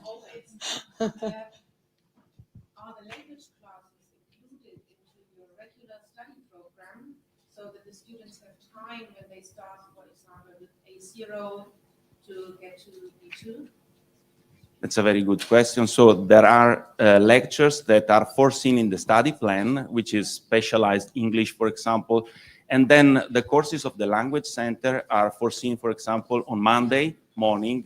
So Monday morning, not other lectures are available in Bolzano, are possible because of this, for example, let's say, because of the students should have the right to, let's say, choose their own course language. And then lectures are finishing around 6 maximum, because then from 6 to 8 in the evening, there is also the possibility for the students to, let's say, reach the classes and attend the classes of the courses. And they are included in the 30 ECTS per semester, or?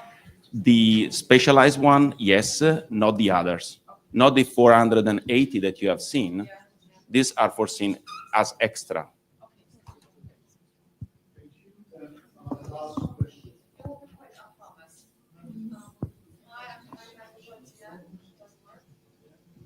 Now it's working. Okay, again, I'm Mihalina from UITM, and I have a question regarding the core curriculum, because in order to have three languages, right, and this whole base program, when they have to pass all the certificates and levels, did you have to move some curriculums from the core in order to be able to implement those additional ones?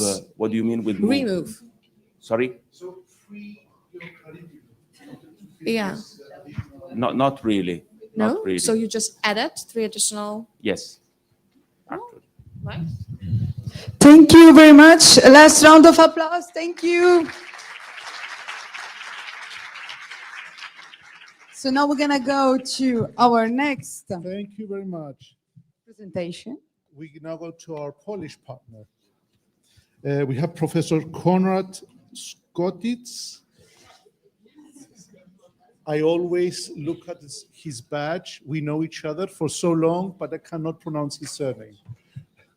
Thank you. And he's the Vice Rector for Research and International Cooperation at UITM.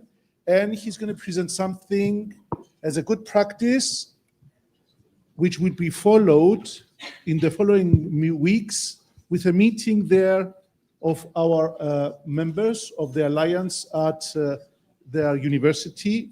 It's called Be Aware Student, Beast Career Center Model. Thank you. Big round of applause.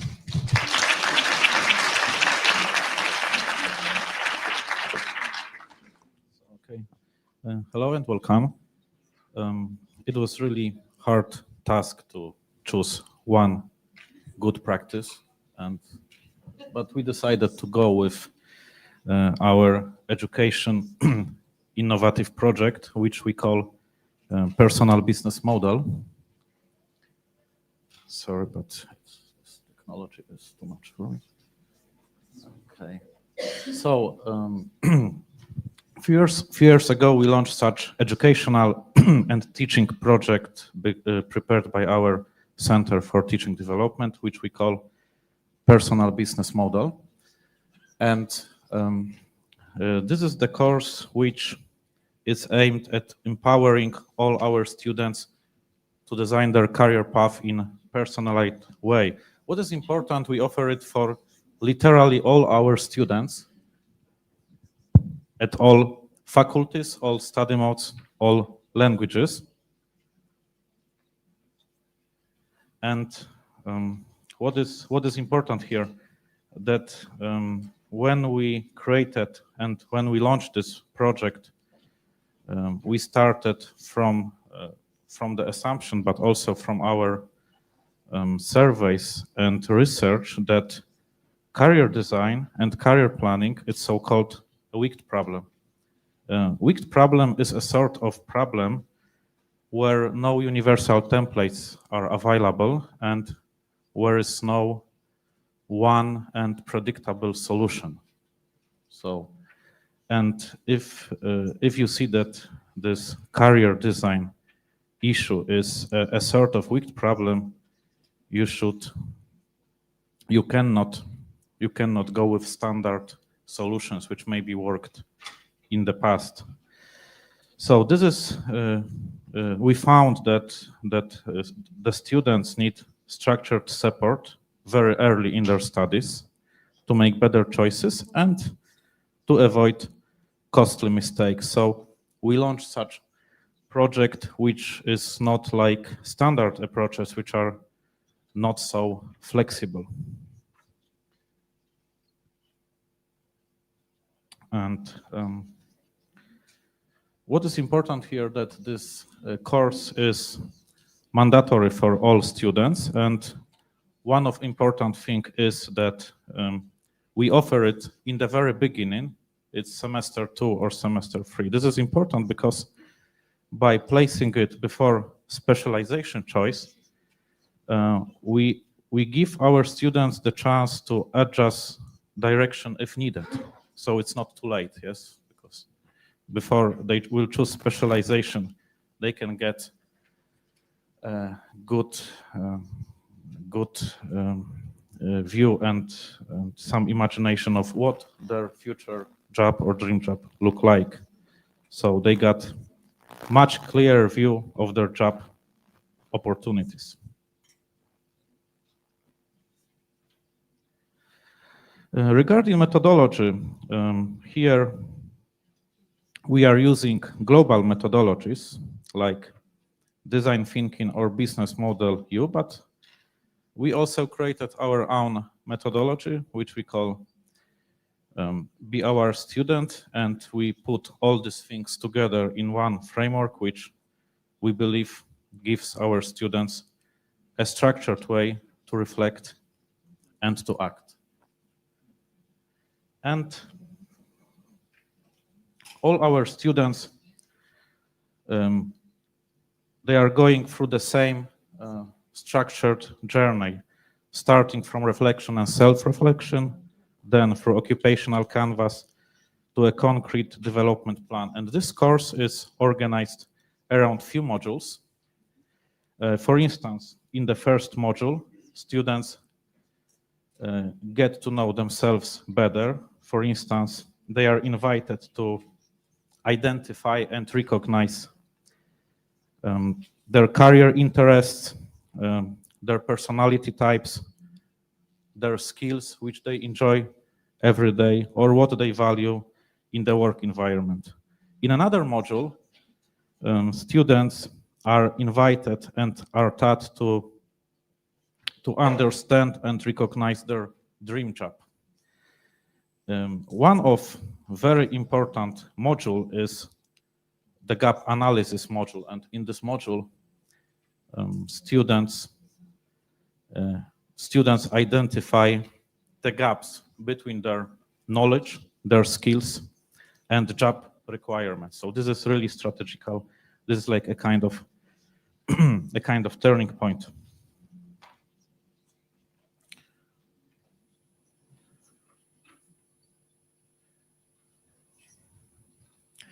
And what is important here is the fact that all students, literally all students who go through these courses, they produce a kind of career roadmap, and this career roadmap is both personal compass for them, but also the source of very valuable and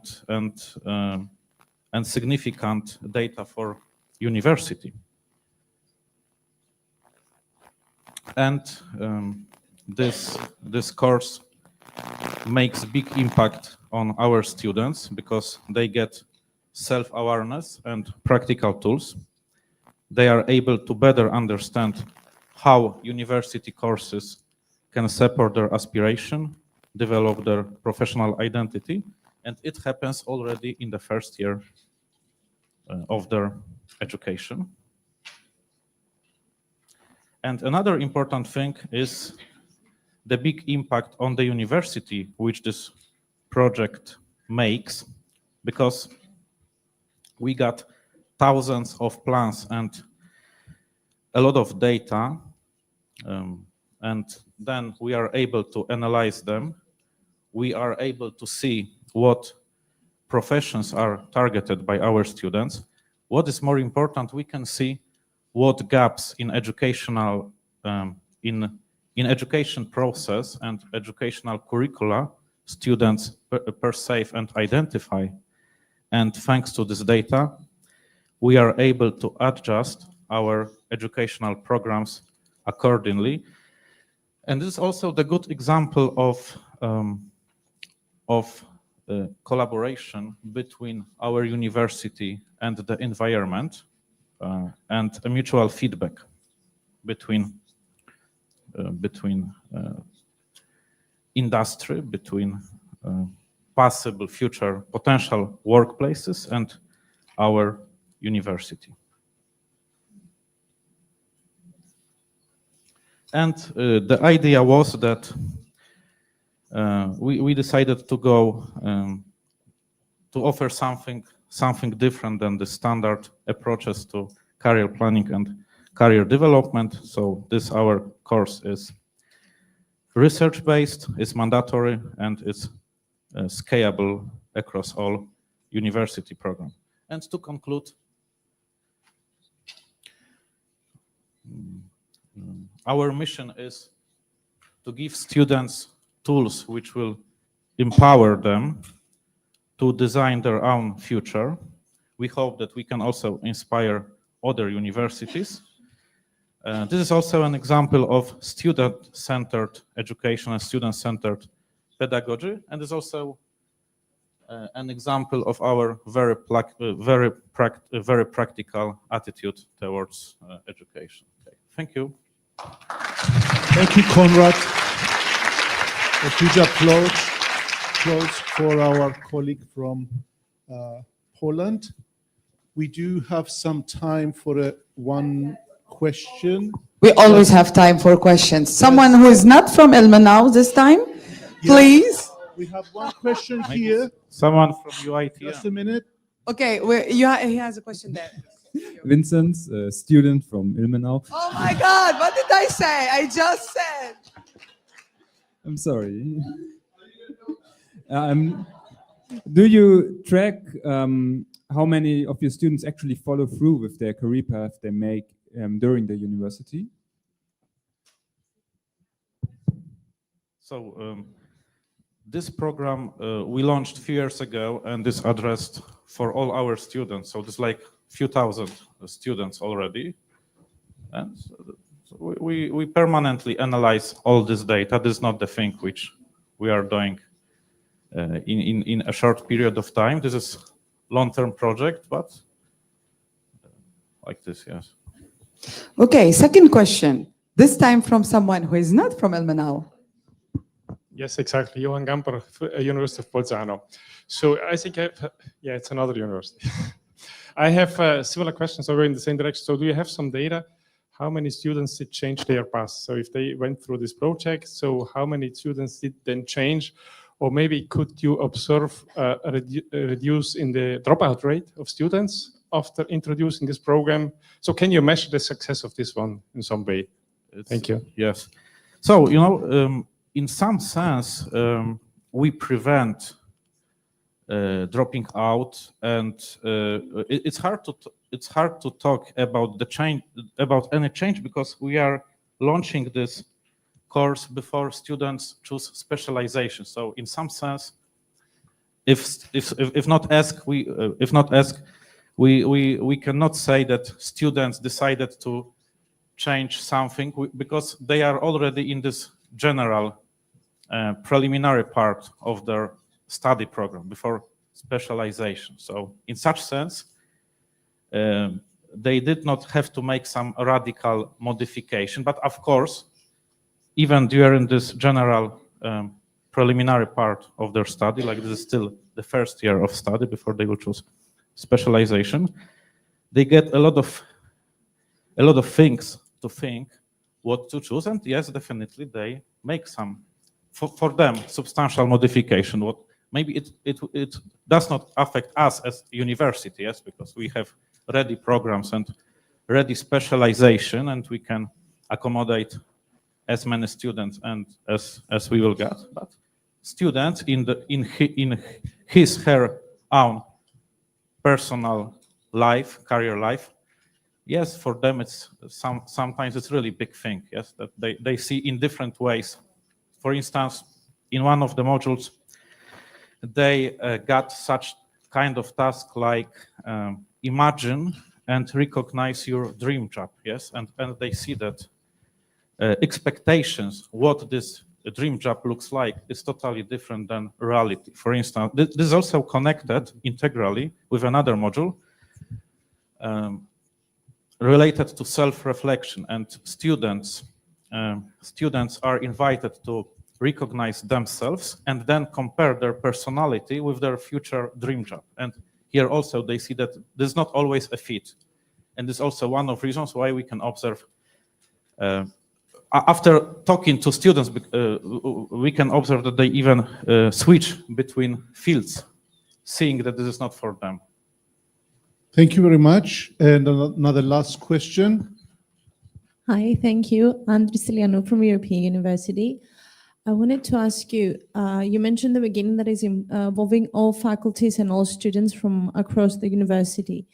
Do you have only faculty and lecturers involved in the teaching, or career development professionals or experts from the industry are involved in this process? If you ask about instructors, they are our faculty members. However, in this adjustment of courses or our educational offers, which is happening now and which will happen, we involve all parties. But at the stage of teaching, they are our faculty members, which are specially trained by our teaching and learning center before. Thank you. Thank you very much. Thank you very much. And looking forward to the meeting next month at your university. Yes, the idea is to work on this model for Sunrise. And now, please help me welcome to the floor Professor Andreas Estacio. I hope I pronounced it well, the Rector of European University of Cyprus.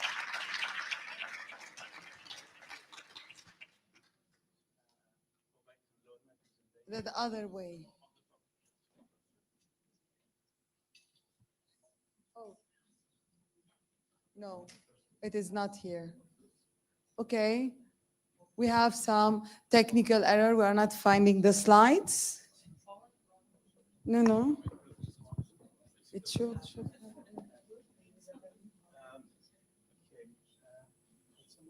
Okay, so you're gonna present after the lunch.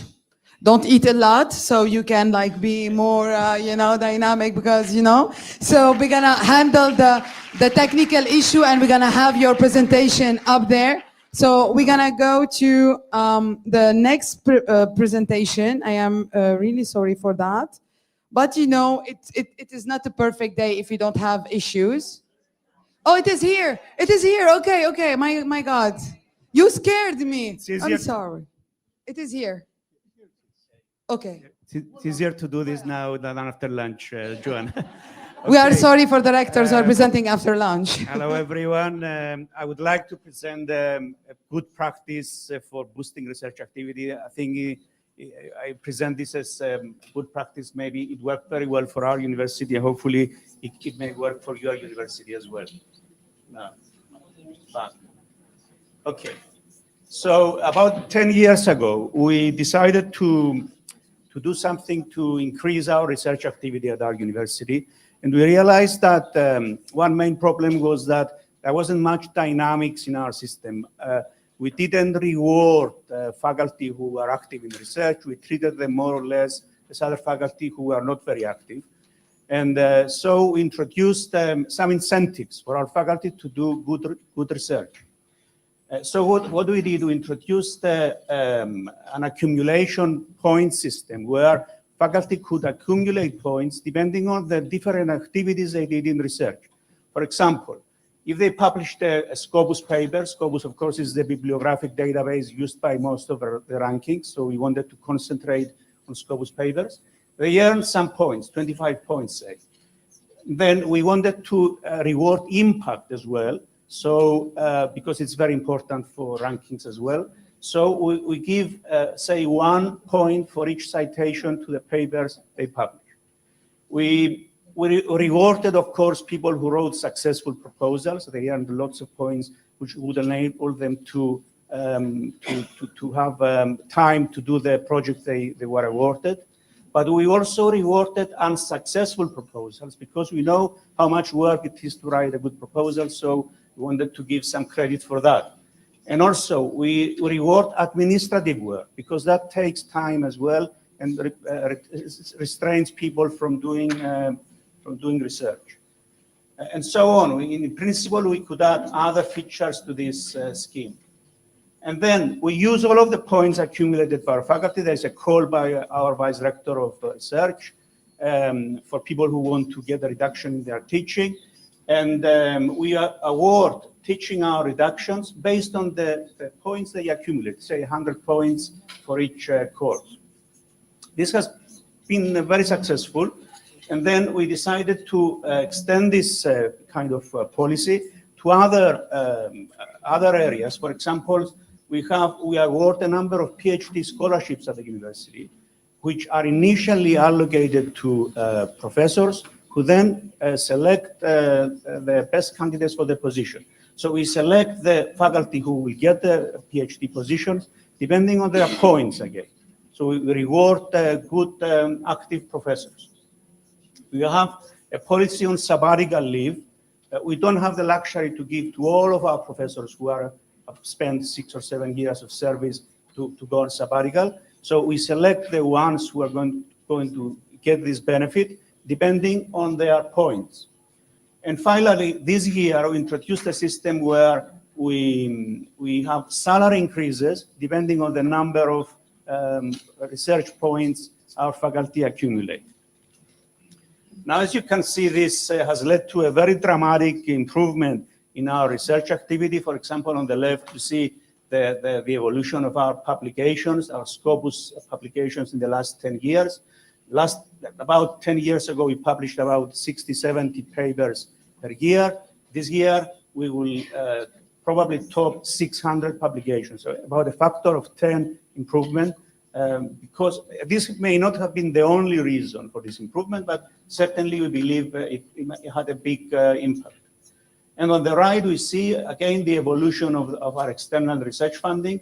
We started from about $250,000 in 10 years ago, and now we earn about $3 million per year in external research funding. So this was my my scheme, our good practice. I will be happy to answer any questions. Thank you.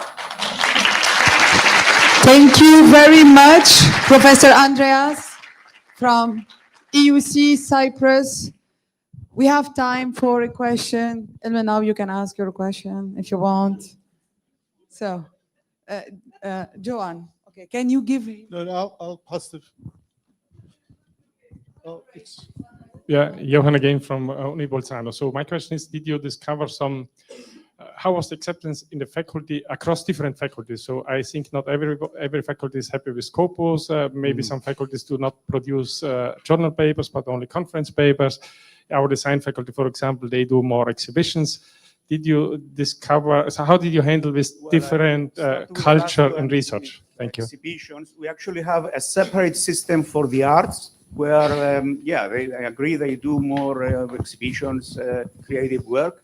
We have a separate system where they get points according to that system. For I agree that it may be an issue because you get more points. You publish more papers in sciences compared to humanities.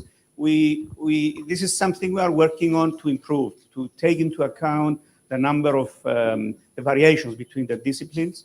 We have already a scheme where citations are weighted according to the discipline. You get more reward for if you are in humanities and you have one citation, you have more credit than in sciences. Sebastian from TU Ilmenau. I have a simple question for the left graph we can see. So you have had this year 600 new publications. That's right. In Scopus. That's right. Okay. Yeah. Thanks. Yeah. We have about 20% more than last year, which it was about 500. So a final question here. Hello, I'm Katarzyna from Rzeszów, from Poland. I have a question if you somehow divide the number of points for the faculty by the number of employees who are working for research, or for the evaluation of the faculties, yeah? Okay. Well, I mean, this is a system of you accumulate points, you get rewarded. I should say that the scheme for salary increases, we do a ranking by department. Okay, so we can see who are top in each department. So this, in a sense, answers the point of Johan as well, that we don't mix humanities with sciences or medicine. I don't know if this answers your question. Yeah, I was wondering, but because, for example, at our university, we have some people who are working for research, some which are like technical staff, and we have also people who are only occupied with most of our faculty teaching are meant to do research. They're supposed to do research according to their contracts. Yes. Okay, thank you. Thank you very much. Big applause to Andreas Estatiu, the rector of European University of Cyprus. So I'm not going to say it is the best time of the day because all the presentations are the best time of the day, but it is a necessary time for survival, which is to eat. So now I'm going to ask you all to go to the lunch break, but you need to come back on time 5 minutes before we start the next session. Yes? I'm going to count on you, everybody. Thank you very much. Thank you for our presenters, presidents and rectors of our universities. So what time should people back? They need to come back, Loisos, at 1:40 minutes. All right. 40, you start coming because I use a chronometer and you take 10 minutes to come in. So